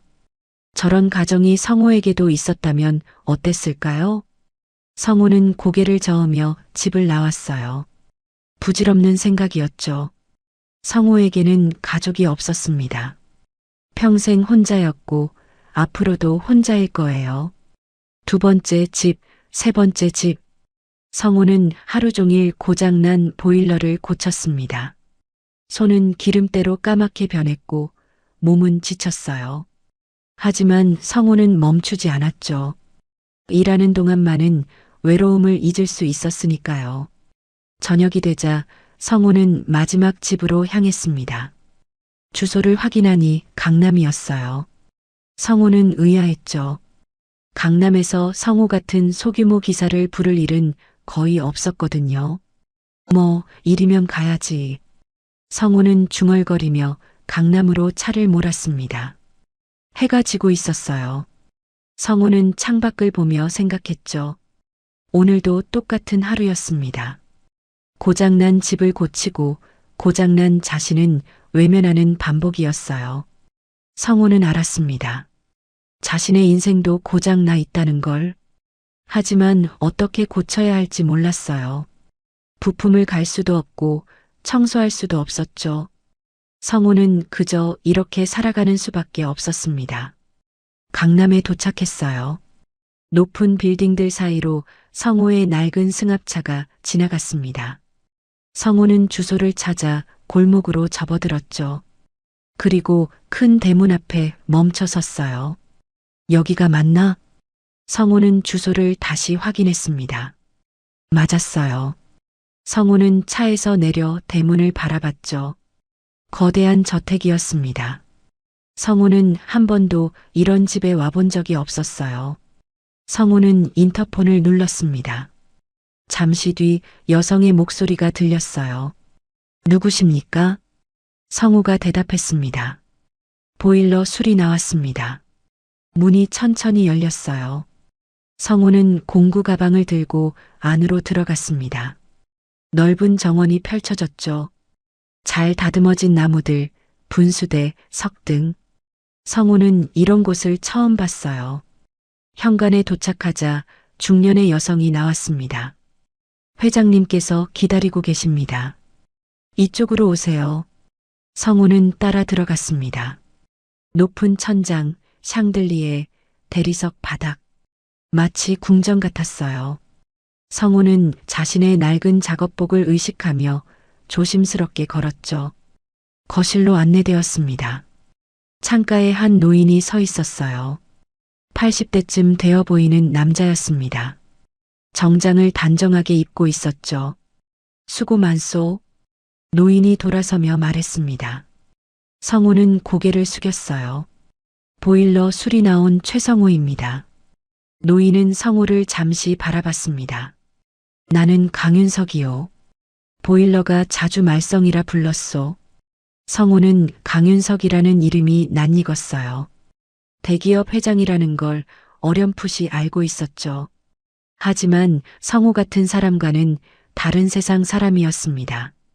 지금 바로 작업하겠습니다. 성호가 말했습니다. 윤석은 고개를 끄덕였어요. 보일러실은 지하에 있소. 천천히 하시오. 집사가 성호를 지하로 안내했습니다. 계단을 내려가니 최신 보일러 시스템이 설치되어 있었어요. 성호는 점검을 시작했죠. 복잡한 시스템이었지만 성호에게는 어렵지 않았습니다. 1시간쯤 작업하고 나니 문제를 찾았어요. 센서 불량이었죠. 성호는 부품을 교체하고 다시 테스트했습니다. 정상적으로 작동했어요. 성호는 공구를 정리하고 위로 올라갔습니다. 윤석에게 보고하려고 거실로 향했어요. 그런데 윤석은 보이지 않았죠. 성호는 주변을 둘러봤습니다. 그때 벽에 걸린 큰 액자가 눈에 들어왔어요. 가족 사진이었습니다. 성호는 무심코 다가가 사진을 봤죠. 그 순간 성호는 얼어붙었습니다. 사진 속에는 젊은 부부와 5살쯤 되어 보이는 남자아이가 있었어요. 성호는 아이의 얼굴을 보고 손이 떨리기 시작했죠. 까만 눈동자, 작은 인매, 그리고 귀 옆에 난 작은 점. 성호는 자신도 모르게 귀를 만졌습니다. 똑같은 위치에 점이 있었어요. 성호는 사진을 더 자세히 봤죠. 아이의 눈매, 얼굴 윤곽, 모든 게 거울 속 자신과 닮아 있었습니다. 이상하다. 성호는 중얼거렸습니다. 심장이 미친 듯이 뛰었어요. 우연일까요? 아니면 기사 양반 왜 그러시오? 뒤에서 윤석의 목소리가 들렸습니다. 성호는 깜짝 놀라 돌아봤어요. 윤석이 성호를 바라보고 있었죠. 성호는 떨리는 손으로 사진을 가리켰습니다. 이 아이, 혹시 언제 찍은 사진입니까? 윤석의 표정이 굳어졌습니다. 한참을 침묵하더니 낮은 목소리로 대답했어요. 30년 전이요. 성호는 숨이 막혔습니다. 30년 전, 성호가 고아원에 들어간 바로 그 시기였어요. 이 아이는 성우가 떨리는 목소리로 물으려 했습니다. 윤석이 먼저 말했어요. 내 아들이지. 실종됐네. 그 순간 성우의 머릿속에서 잊고 살던 단어 하나가 떠올랐습니다. 실종. 고아원 기록에서 봤던 그 단어. 이름 없는 아이, 발견 장소 고속도로, 휴게소, 추정 나이 5살. 성우는 사진을 다시 봤습니다. 귀 옆에 점, 눈매, 입모양. 모든 게 일치했어요. 성우는 온몸이 떨렸죠. 회장님. 성우가 떨리는 목소리로 윤석을 불렀습니다. 윤석이 성우를 바라봤어요. 성우는 용기를 내어 말했죠. 이 아이. 저입니다. 거실에 무거운 침묵이 흘렀습니다. 윤석의 얼굴이 창백해졌어요. 윤석은 성우를 뚫어지게 바라봤죠. 무슨 말이오? 윤석의 목소리가 떨렸습니다. 성우는 계속 말했어요. 저는 30년 전에 고속도로 휴게소에서 발견되었습니다. 부모도 몰랐고 이름도 없었어요. 고아원 기록에는 실종 아동으로 나와 있습니다. 성우는 귀를 가리켰습니다. 그리고 저도 여기점이 있습니다. 사진 속 아이와 똑같은 위치예요. 윤석은 천천히 성우에게 다가왔습니다. 성우의 얼굴을 자세히 봤어요. 그리고 사진과 비교했죠. 윤석의 손이 심하게 떨리기 시작했습니다. 안 돼. 이럴 수가. 윤석이 중얼거렸습니다. 윤석은 성우의 귀 옆을 봤어요. 작은 점이 거기 있었죠. 사진 속 아이와 정확히 같은 위치였습니다. 정말 내가. 윤석의 목소리가 잠겼습니다. 윤석은 뒤로 물러서며 소파에 주저앉았어요. 얼굴이 새하얗게 질렸죠. 성우도 다리에 힘이 풀렸습니다. 이게 현실일까요? 30년 만에 아버지를 찾은 걸까요? 집안의 공기가 얼어붙었어요. 성우와 윤석은 서로를 바라만 봤습니다. 30년의 시간이 그 사이에 흐르고 있었어요. 말로 표현할 수 없는 충격과 혼란이 두 사람을 휘감았죠. 거실에 무거운 침묵이 흘렀습니다. 성우는 소파에 앉은 윤석을 바라봤어요. 윤석은 고개를 숙인 채 말이 없었죠. 손은 계속 떨리고 있었습니다. 회장님. 성우가 조심스럽게 불렀습니다. 윤석은 천천히 고개를 들었어요. 눈빛이 흔들리고 있었죠. 자네가 정말 내 아들이란 말인가? 윤석의 목소리는 떨렸습니다. 성우는 어떻게 대답해야 할지 몰랐어요. 성우 자신도 믿기지 않았거든요. 저도 확신할 수 없습니다. 하지만 너무 많은 게 일치합니다. 성우가 조심스럽게 말했습니다. 윤석은 다시 사진을 바라봤어요. 그리고 성우를 봤죠. 비교하듯 오갔습니다. 기다려보게. 윤석이 일어나 서재로 향했습니다. 성우는 거실에 혼자 남았어요. 가슴이 두근거렸죠. 이게 꿈은 아닐까요? 30년 동안 찾지 못한 부모를 이렇게 우연히 만날 수 있을까요? 잠시 뒤 윤석이 돌아왔습니다.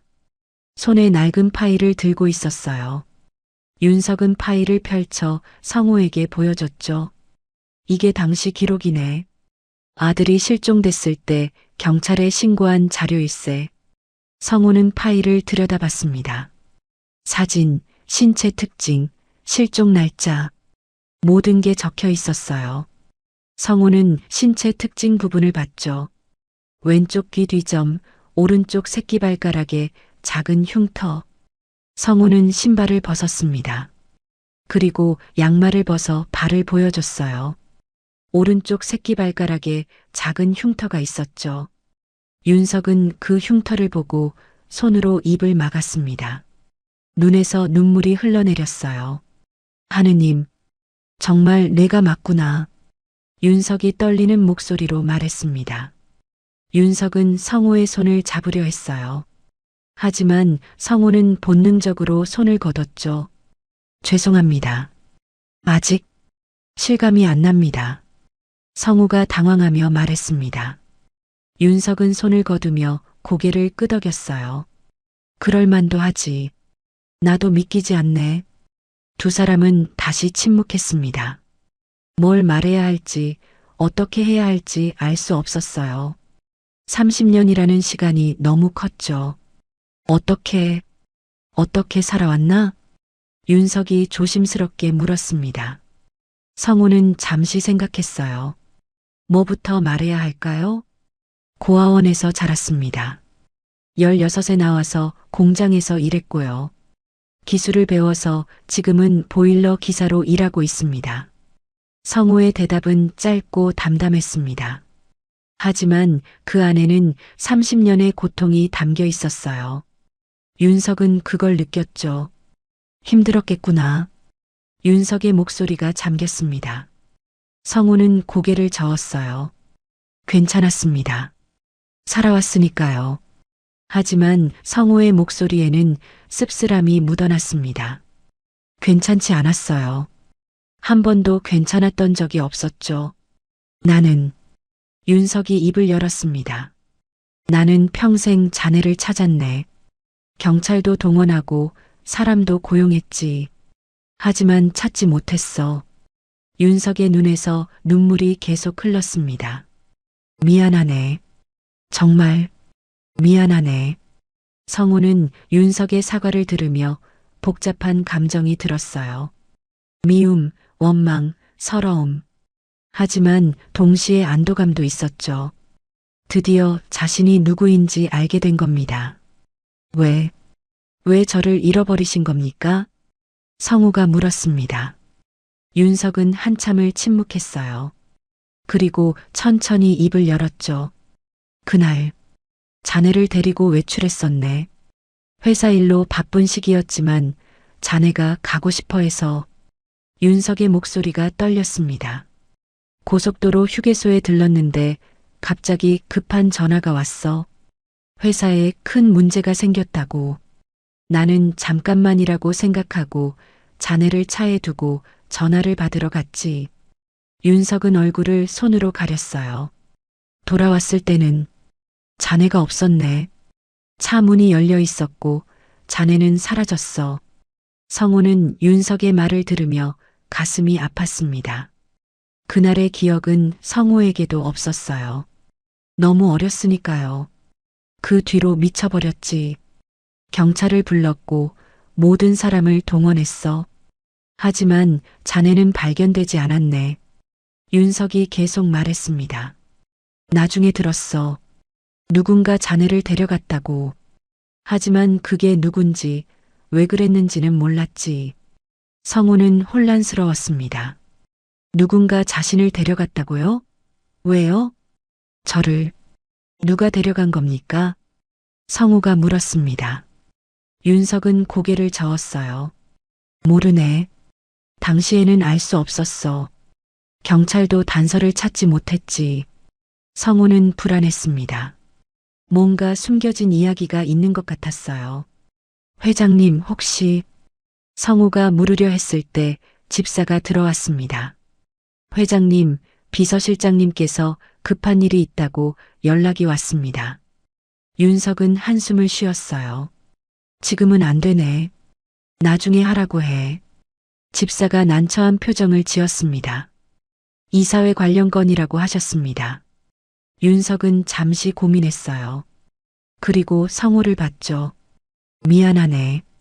급한 일을 처리해야 할 것 같네. 내일 다시 만날 수 있겠나? 성우는 고개를 끄덕였습니다. 네, 괜찮습니다. 윤석이 명함을 꺼내 성우에게 건넸어요. 내일 전화하게. 꼭. 성우는 명함을 받아들었습니다. 윤석은 성우를 한참 바라봤어요. 뭔가 더 말하고 싶은 표정이었죠. 성우는 집을 나왔습니다. 차에 올라 시동을 걸었지만 출발하지 못했어요. 손이 떨려서 핸들을 제대로 잡을 수 없었죠. 나에게 아버지가 있었다. 성우는 중얼거렸습니다. 30년 동안 혼자라고 믿었어요. 하지만 아버지가 있었던 겁니다. 그리고 아버지도 자신을 찾고 있었다고요. 성우는 눈물이 났습니다. 기쁨인지 슬픔인지 알 수 없었어요. 그저 눈물이 멈추지 않았죠. 성우는 그날 밤 한숨도 자지 못했습니다. 좁은 반지하 방에 누워 천장만 바라봤어요. 머릿속은 복잡했죠. 아버지를 찾았다는 기쁨, 30년을 혼자 살았다는 서러움, 그리고 알 수 없는 불안감. 다음 날 아침 성우는 윤석에게 전화했습니다. 윤석은 반가운 목소리로 대답했어요. 오늘 저녁에 만나세. 집으로 오게나. 성우는 고개를 끄덕이고 전화를 끊었습니다. 하루 종일 일을 했지만 집중할 수 없었어요. 계속 윤석 생각만 났죠. 저녁이 되자 성우는 다시 그 대저택으로 향했습니다. 윤석이 현관에서 기다리고 있었어요. 어제보다 훨씬 밝은 표정이었죠. 어서 오게. 식사 준비를 해뒀네. 윤석이 성우를 안으로 안내했습니다. 넓은 식탁에 음식이 가득했어요. 성우는 이런 식사를 본 적이 없었죠. 앉게나. 편하게. 윤석이 말했습니다. 성우는 조심스럽게 앉았어요. 윤석도 맞은편에 앉았죠. 많이 먹게. 자네가 좋아했던 음식들일세. 윤석의 말에 성우는 의아했습니다. 자신이 좋아했던 음식이요? 성우는 기억도 나지 않았어요. 식사를 하는 동안 윤석은 계속 성우를 바라봤습니다. 눈빛에는 그리움과 미안함이 가득했어요. 성우는 불편했지만 참았죠. 성우. 윤석이 성우의 이름을 불렀습니다. 성우는 고개를 들었어요. 본명을 알고 싶은가? 실종되기 전 자네 이름 말일세. 성우는 숨이 멎었습니다. 자신의 진짜 이름. 평생 궁금했던 것이었어요. 강민호. 그게 자네 이름이었네. 윤석의 말에 성우는 가슴이 뛰었습니다. 강민호. 낯선 이름이었지만 왠지 익숙하게 느껴졌어요. 강민호. 성우는 그 이름을 중얼거렸습니다. 윤석이 미소를 지었어요. 좋은 이름이지? 하지만 성우는 복잡한 표정이었습니다. 저는 최성우로 30년을 살았습니다. 이제 와서 강민호라고 하니 실감이 안 나네요. 윤석의 미소가 사라졌습니다. 윤석은 성우의 말을 이해했어요. 그럴 수밖에 없겠지. 미안하네. 식사를 마치고 두 사람은 거실로 갔습니다. 윤석은 성우에게 이야기를 들려줬어요. 성우가 어렸을 때의 추억들, 좋아했던 장난감, 자주 갔던 공원. 성우는 하나도 기억나지 않았지만 윤석의 이야기를 조용히 들었죠. 자네는 참 밝은 아이였어. 늘 웃고 뛰어다녔지. 윤석의 목소리는 따뜻했습니다. 하지만 곧 어두워졌어요. 그런데 그날 이후로 모든 게 멈췄네. 성우는 윤석의 고통을 느낄 수 있었습니다. 하지만 성우 자신도 고통스러웠어요. 30년을 혼자 살았던 시간들이 머릿속을 스쳤죠. 회장님, 성우가 조심스럽게 불렀습니다. 어제 말씀하셨잖습니까? 누군가 저를 데려갔다고요. 그게 무슨 뜻입니까? 윤석의 표정이 굳어졌습니다. 한참을 침묵하더니 입을 열었어요. 당신 아는 정치적으로 어려운 시기였네. 기업 분쟁도 있었고 적들도 많았지. 윤석은 창밖을 바라봤습니다. 자네를 노린 협박이 여러 번 있었어. 그래서 경호를 강화했지만 윤석의 목소리가 떨렸습니다. 그날 내가 방심했네. 잠깐이라고 생각했는데. 성우는 윤석의 말을 듣고 온몸에 소름이 돋았습니다. 자신이 의도적으로 납치당한 거였나요? 그럼 저를 버린 게 아니었습니까? 성우가 떨리는 목소리로 물었습니다. 윤석은 급히 고개를 저었어요. 절대 아니네. 나는 한 번도 자네를 버린 적 없어. 윤석이 강하게 부인했습니다. 성우는 윤석의 눈을 봤어요. 진심이었죠. 그때 현관에서 소리가 들렸습니다. 누군가 들어오는 소리였어요. 윤석의 표정이 굳어졌죠. 중년의 남자가 거실로 들어왔습니다. 정장을 입고 서류 가방을 든 모습이었어요. 아버님, 급한 보고가.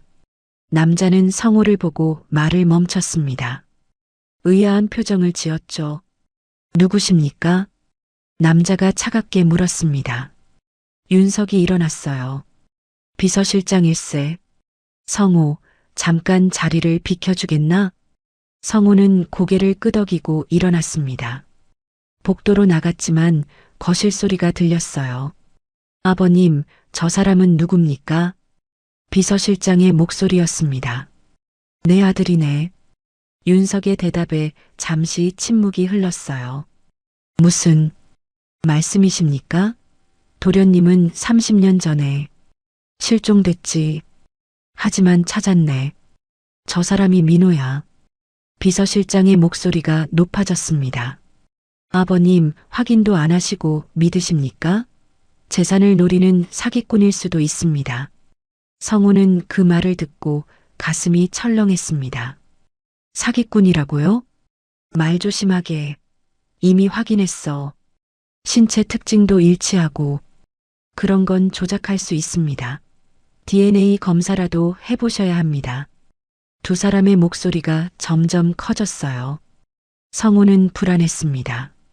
내일 당장 검사를 준비하겠습니다. 그 전까지는 저 사람을 멀리 하십시오.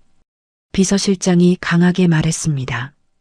윤석은 한숨을 쉬었어요. 알았네. 하지만 그 사람을 사기꾼 취급하지는 마.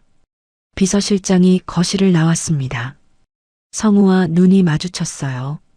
비서실장의 눈빛은 차갑고 의심스러웠죠. 성우는 다시 거실로 들어갔습니다.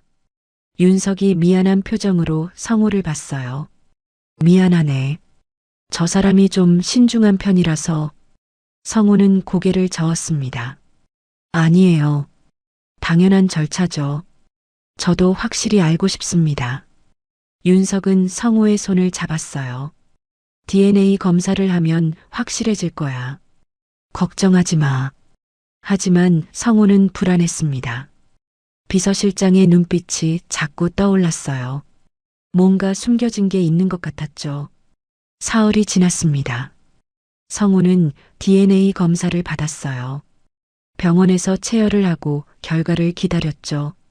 윤석은 매일 성우에게 전화했지만 성우는 불안해서 제대로 대답하지 못했습니다. 그리고 이상한 일들이 벌어지기 시작했어요. 먼저 회사에서 갑자기 연락이 왔습니다. 최 기사님, 죄송하지만 당분간 일을 쉬셔야 할 것 같습니다. 무슨 말씀이세요? 갑자기 왜요? 성우가 당황하며 물었습니다. 회사 직원은 난처한 목소리로 대답했어요. 위에서 내려온 지시입니다. 자세한 건 저도 모릅니다. 전화가 끊겼습니다. 성우는 믿을 수 없었어요. 10년 넘게 일한 회사에서 갑자기 일을 중단하라고요? 성우는 회사로 찾아갔지만 사장은 만나주지 않았습니다. 직원들도 성우를 피했어요. 뭔가 잘못되고 있었죠. 저녁에 성우는 윤석에게 전화했습니다. 하지만 윤석은 받지 않았어요. 성우는 여러 번 전화했지만 소용없었죠. 다음 날 밤 성우가 집으로 돌아가는 길이었습니다. 어두운 골목에서 갑자기 두 명의 남자가 나타났어요. 정장을 입은 남자들이었죠. 최성호 씨? 한 남자가 물었습니다. 성우는 본능적으로 한 걸음 물러섰어요. 누구십니까? 남자들은 대답하지 않았습니다. 그저 성우에게 다가왔어요.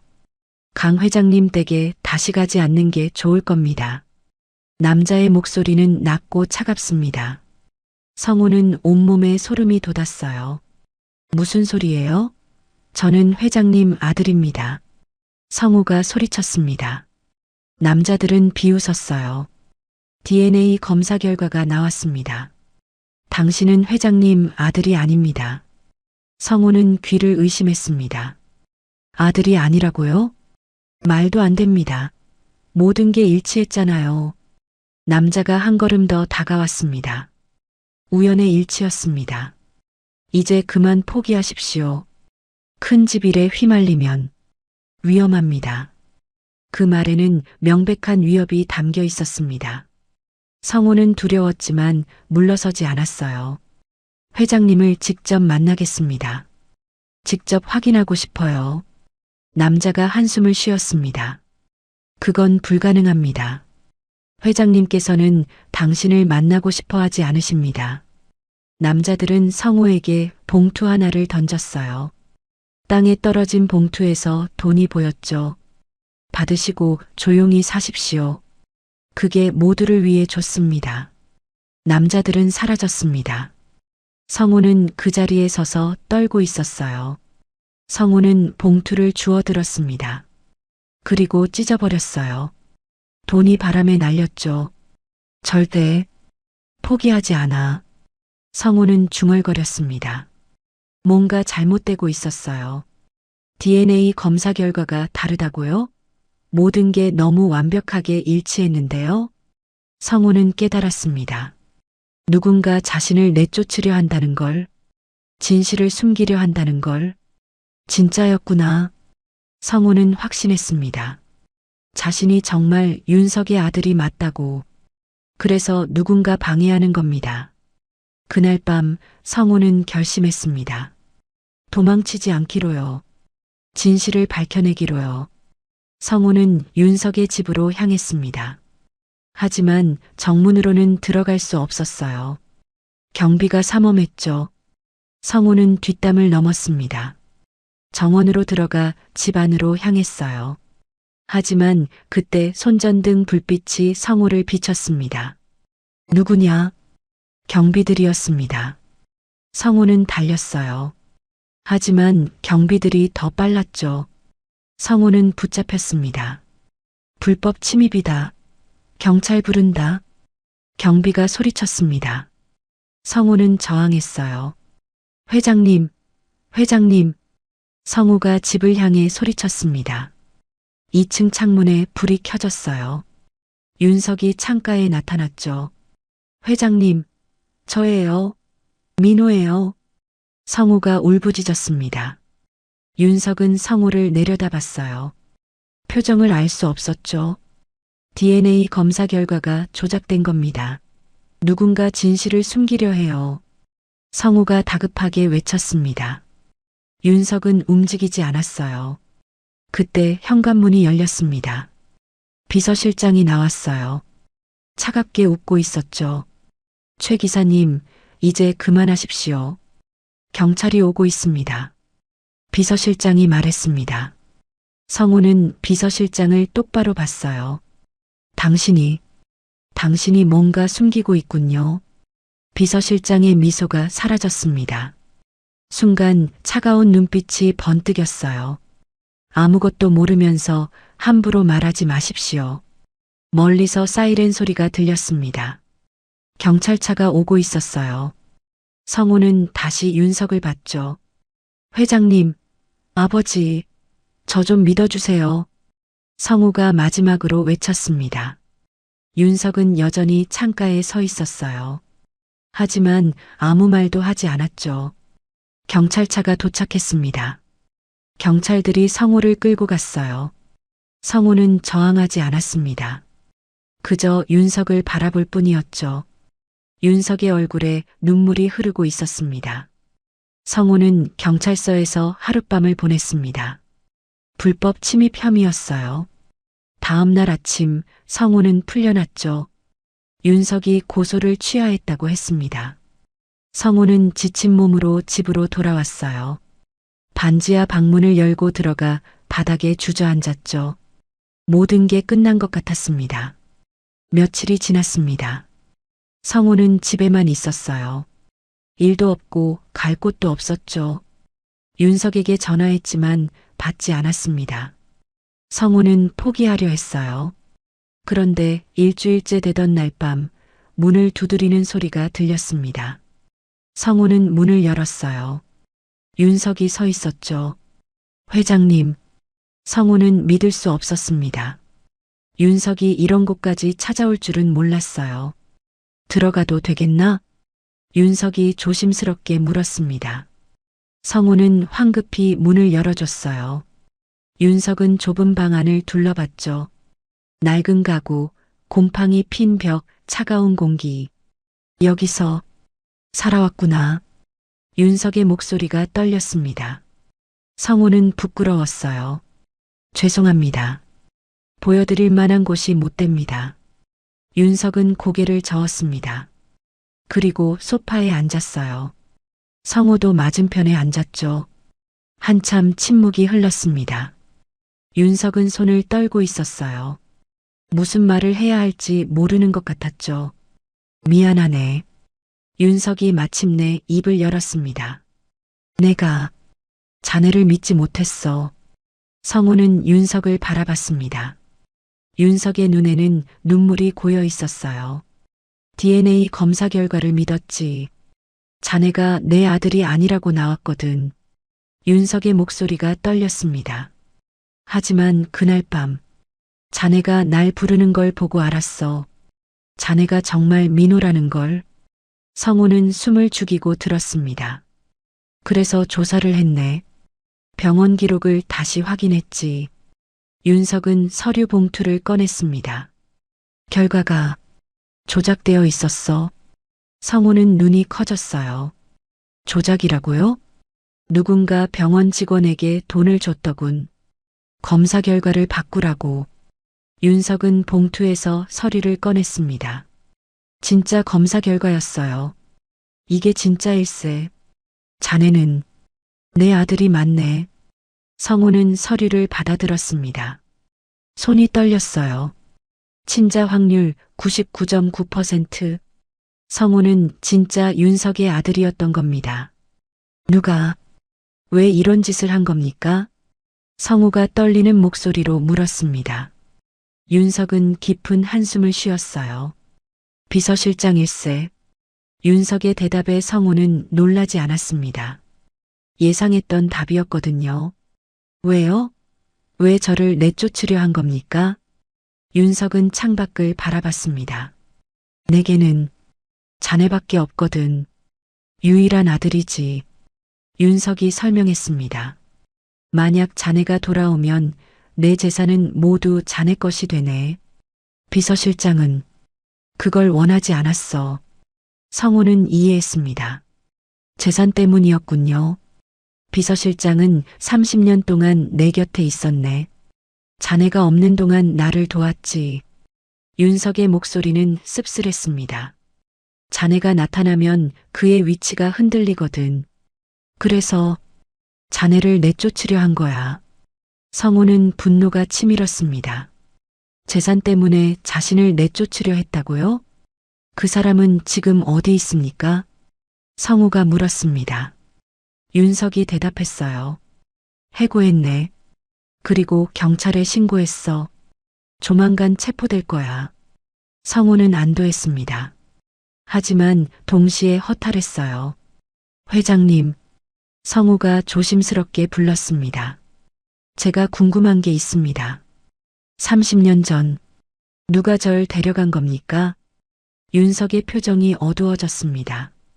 한참을 망설이더니 천천히 입을 열었어요. 내가 자네를 버렸네. 성우는 숨이 멎었습니다.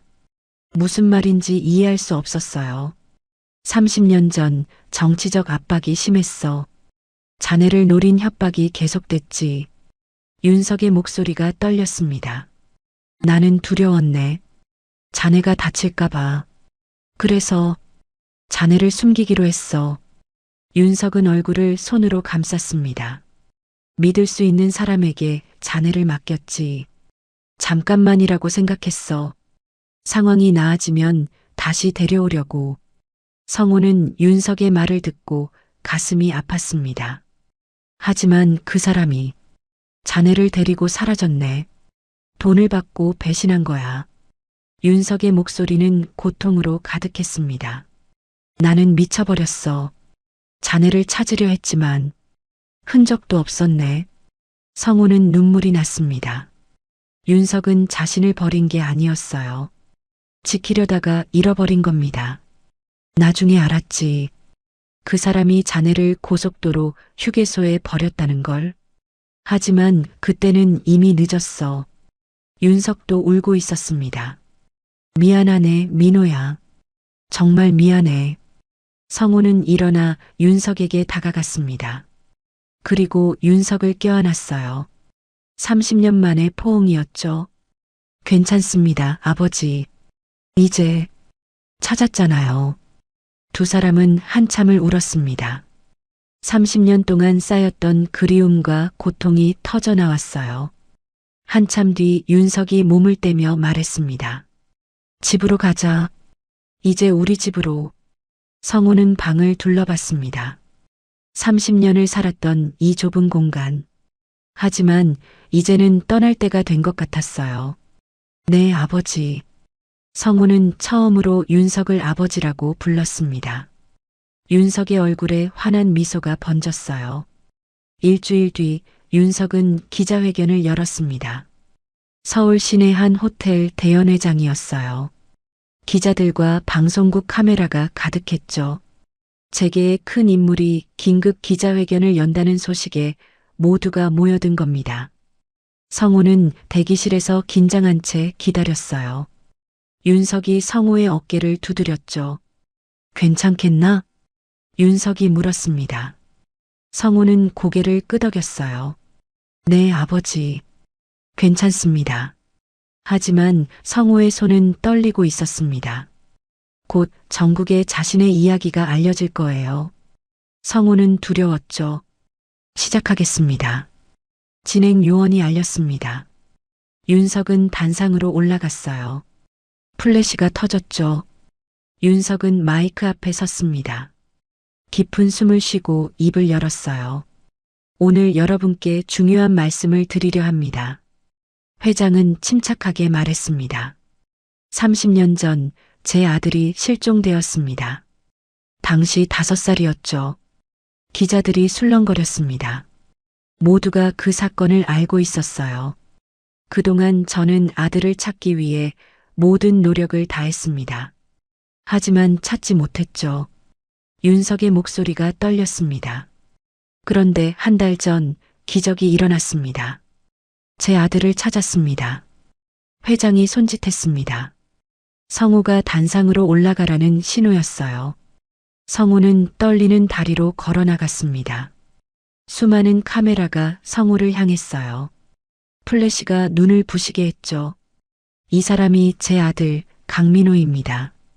윤석이 성우를 소개했습니다. 기자들이 일제히 소리쳤어요. 어떻게 찾으셨습니까? 30년 동안 어디 계셨습니까? DNA 검사는 하셨습니까?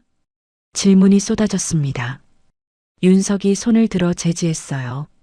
천천히 설명하겠습니다. 윤석은 그날의 이야기를 했습니다. 보일러 고장으로 성우를 불렀던 일, 가족 사진을 보고 알아챘던 순간, DNA 검사까지. 하지만 중간에 방해가 있었습니다. 윤석의 목소리가 단호해졌습니다. 제 비서실장이 검사 결과를 조작했습니다. 제 아들을 내쫓으려 했죠. 기자들이 놀라 웅성거렸습니다. 왜 그런 짓을 했습니까? 한 기자가 물었습니다. 윤석이 대답했어요. 재산 때문입니다. 제 아들이 돌아오면 상속 구도가 바뀌니까요. 윤석은 잠시 멈췄다가 계속했습니다. 하지만 더 중요한 고백이 있습니다. 회장은 깊은 숨을 쉬었어요. 30년 전 제 아들을 잃어버린 건 제 책임입니다. 회의장이 조용해졌습니다. 윤석은 계속 말했어요. 당시 정치적 압박이 심했습니다. 제 아들을 노린 협박이 계속됐죠. 저는 두려웠습니다. 윤석의 목소리가 떨렸습니다. 그래서 아들을 믿을 수 있다고 생각한 사람에게 맡겼습니다.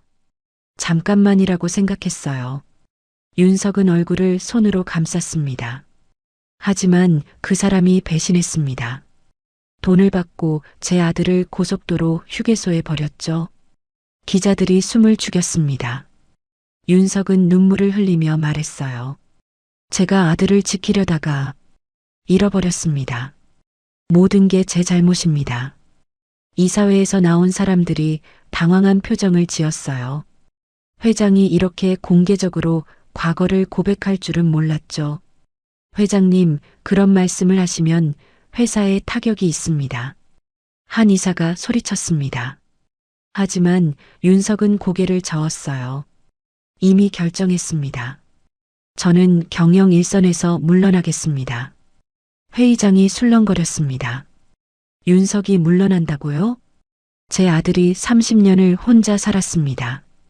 고아원에서 자라고 공장에서 일하고 보일러 기사가 되었죠. 윤석은 성우를 바라봤습니다. 그동안 저는 무엇을 했습니까? 돈을 벌고 권력을 쌓았죠. 하지만 정작 중요한 걸 잃어버렸습니다. 윤석은 성우의 손을 잡았어요. 이제는 아들과 시간을 보내고 싶습니다. 잃어버린 30년을 되찾고 싶어요. 기자 한 명이 성우에게 마이크를 향했습니다. 강민호 씨, 한 말씀 해주시겠습니까? 성우는 당황했습니다. 하지만 윤석이 격려하는 눈빛을 보냈어요. 성우는 용기를 내어 마이크 앞에 섰죠. 저는 성우의 목소리가 떨렸습니다. 저는 재벌 아들이 아닙니다. 보일러 기사입니다. 성우는 침착하게 말했어요. 30년을 그렇게 살아왔고 앞으로도 그렇게 살 겁니다. 기자들이 놀란 표정을 지었습니다. 성우는 계속 말했어요. 하지만 이제는 아버지가 있습니다. 그것만으로도 충분합니다. 성우는 윤석을 바라봤습니다. 저는 도망치지 않겠습니다. 아버지와 함께 새로운 시작을 하려고 합니다. 기자회견장에 박수가 터져 나왔습니다. 성우는 눈물을 흘렸어요. 윤석도 울고 있었죠. 회견이 끝나고 두 사람은 대기실로 돌아왔습니다. 윤석이 성우를 껴안았어요. 잘했네, 아들. 성우도 윤석을 꼭 안았습니다. 고맙습니다, 아버지. 그날 저녁 뉴스는 이 이야기로 가득했습니다. 30년 만에 재회, 보일러 기사였던 재벌 아들, 회장의 눈물 고백. 사람들은 감동했어요. 어떤 이들은 비판했죠. 하지만 성우와 윤석은 개의치 않았습니다. 이제 중요한 건 서로였으니까요. 밤이 되자 두 사람은 집으로 돌아왔습니다. 윤석의 대저택이었어요. 성우는 여전히 어색했지만 이제는 조금씩 익숙해지고 있었죠. 민호야. 윤석이 성우를 불렀습니다. 내일부터 새로운 시작이야. 준비됐나? 성우는 미소를 지었어요. 네, 아버지.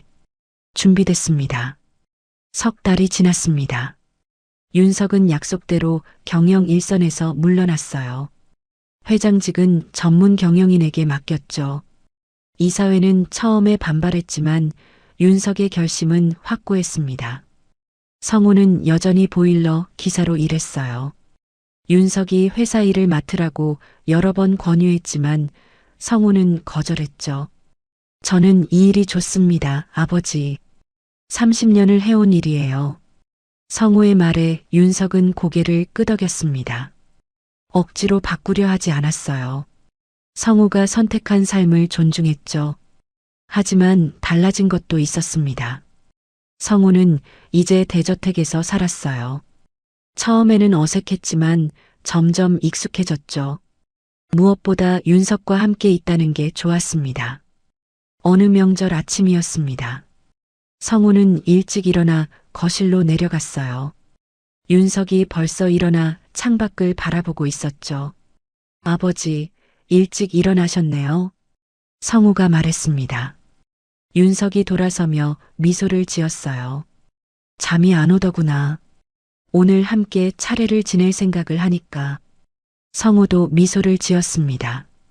평생 혼자 보낸 명절이었어요. 하지만 이제는 가족이 있었죠. 두 사람은 함께 차례상을 차렸습니다. 윤석이 음식을 놓고 성우가 정리했어요. 서툴렀지만 따뜻했죠. 어머니 사진도 놓을까요? 성우가 조심스럽게 물었습니다. 성우의 어머니는 10년 전에 세상을 떠났어요. 윤석은 고개를 끄덕였죠. 그래야지. 내 어머니도 기뻐하실 거야. 두 사람은 차례를 지냈습니다. 윤석은 돌아가신 아내에게, 성우는 만나보지 못한 어머니에게 절했어요. 눈물이 났지만 참았습니다. 차례를 마치고 두 사람은 식탁에 앉았어요. 윤석이 성우에게 음식을 권했죠. 많이 먹어라. 성우는 밥을 한술 뜨고 말했습니다. 아버지, 오늘 제가 일하러 가야 합니다. 윤석이 눈을 크게 떴어요. 명절인데? 쉬어야지. 성우는 고개를 저었습니다. 명절이라 더 바쁩니다. 보일러 고장이 많이 나거든요. 윤석은 아쉬운 표정을 지었어요. 하지만 말리지 않았죠. 그럼 저녁에는 꼭 같이 먹자. 약속이다. 성우가 환하게 웃었습니다. 네, 아버지. 약속할게요. 성우는 작업복을 입고 집을 나섰어요. 윤석이 현관까지 나와 배웅했죠. 조심해서 다녀와라. 네, 아버지. 성우는 승합차에 올랐습니다. 백미러로 윤석이 손 흔드는 모습이 보였어요. 성우도 손을 흔들었죠. 첫 번째 집에 도착했습니다. 오래된 아파트였어요. 30대 부부가 살고 있었죠. 명절인데 나와주셔서 감사합니다. 부부가 반갑게 맞이했습니다. 성우는 미소를 지으며 보일러를 점검했어요. 센서 문제네요. 금방 고칠게요. 성우는 능숙하게 작업했습니다. 10분 만에 보일러가 다시 돌아갔어요. 정말 고맙습니다. 추운데 어떡하나 했어요. 부부가 고마워했습니다. 성우는 공구를 정리하며 말했어요. 별 말씀을요. 제 일이니까요. 집을 나서며 성우는 생각했습니다. 이 일이 좋았어요. 사람들을 돕는다는 느낌이 좋았죠. 아무리 큰 재산이 있어도 이 일을 그만두고 싶지 않았습니다. 저녁 무렵 성우는 집으로 돌아왔어요. 윤석이 거실에서 기다리고 있었죠. 다녀왔습니다, 아버지. 성우가 인사했습니다. 윤석이 반갑게 맞이했어요. 수고했다. 저녁 준비해뒀다. 두 사람은 식탁에 마주 앉았습니다. 음식이 가득했지만 분위기는 조용했어요. 서로 익숙하지 않았죠. 민호야. 윤석이 먼저 말을 꺼냈습니다. 보일러는 잘 돌아가냐? 성우는 피식 웃었어요. 윤석이 물어볼 게 그것밖에 없었나 봅니다. 네, 이번엔 오래 갈 겁니다. 윤석도 웃었습니다. 어색하지만 따뜻한 웃음이었어요. 그나저나 아버지, 요즘 뭐 하세요? 성우가 물었습니다. 윤석은 잠시 생각하더니 대답했어요. 책을 읽는다. 산책도 하고. 예전에는 시간이 없었는데 이제는 여유가 있더구나. 성우는 윤석이 편안해 보여서 다행이라고 생각했어요. 좋으시겠어요. 윤석이 고개를 끄덕였습니다. 그래, 좋다. 자네와 함께 있으니까. 성우는 가슴이 따뜻해졌습니다. 30년을 혼자 살았어요. 외롭고 쓸쓸했죠. 하지만 이제는 달랐습니다. 함께 밥을 먹을 사람이 있었어요.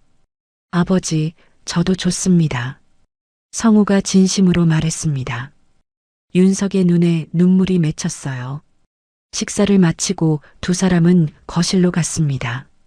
텔레비전을 켜고 나란히 앉았어요. 특별한 대화는 없었죠. 하지만 불편하지 않았습니다. 성우는 문득 생각했습니다. 30년 만에 고쳐진 건 뭘까요? 혈연? 가족? 아니었습니다. 제 인생이구나. 성우는 속으로 중얼거렸습니다.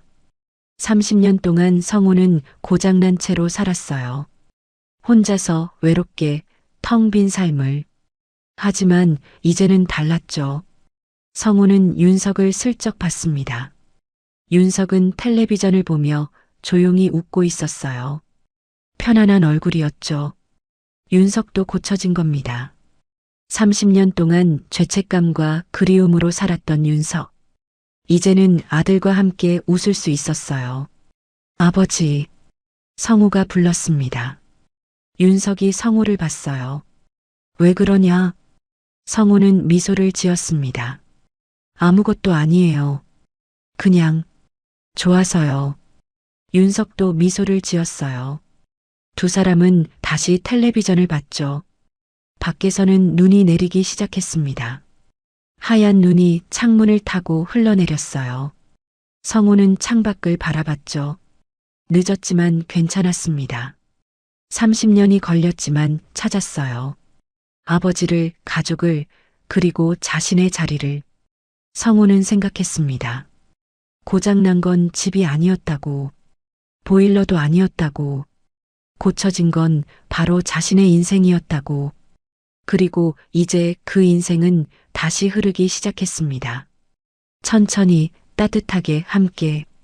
귀한 시간 내어 이 영상을 함께 해주셔서 진심으로 감사합니다.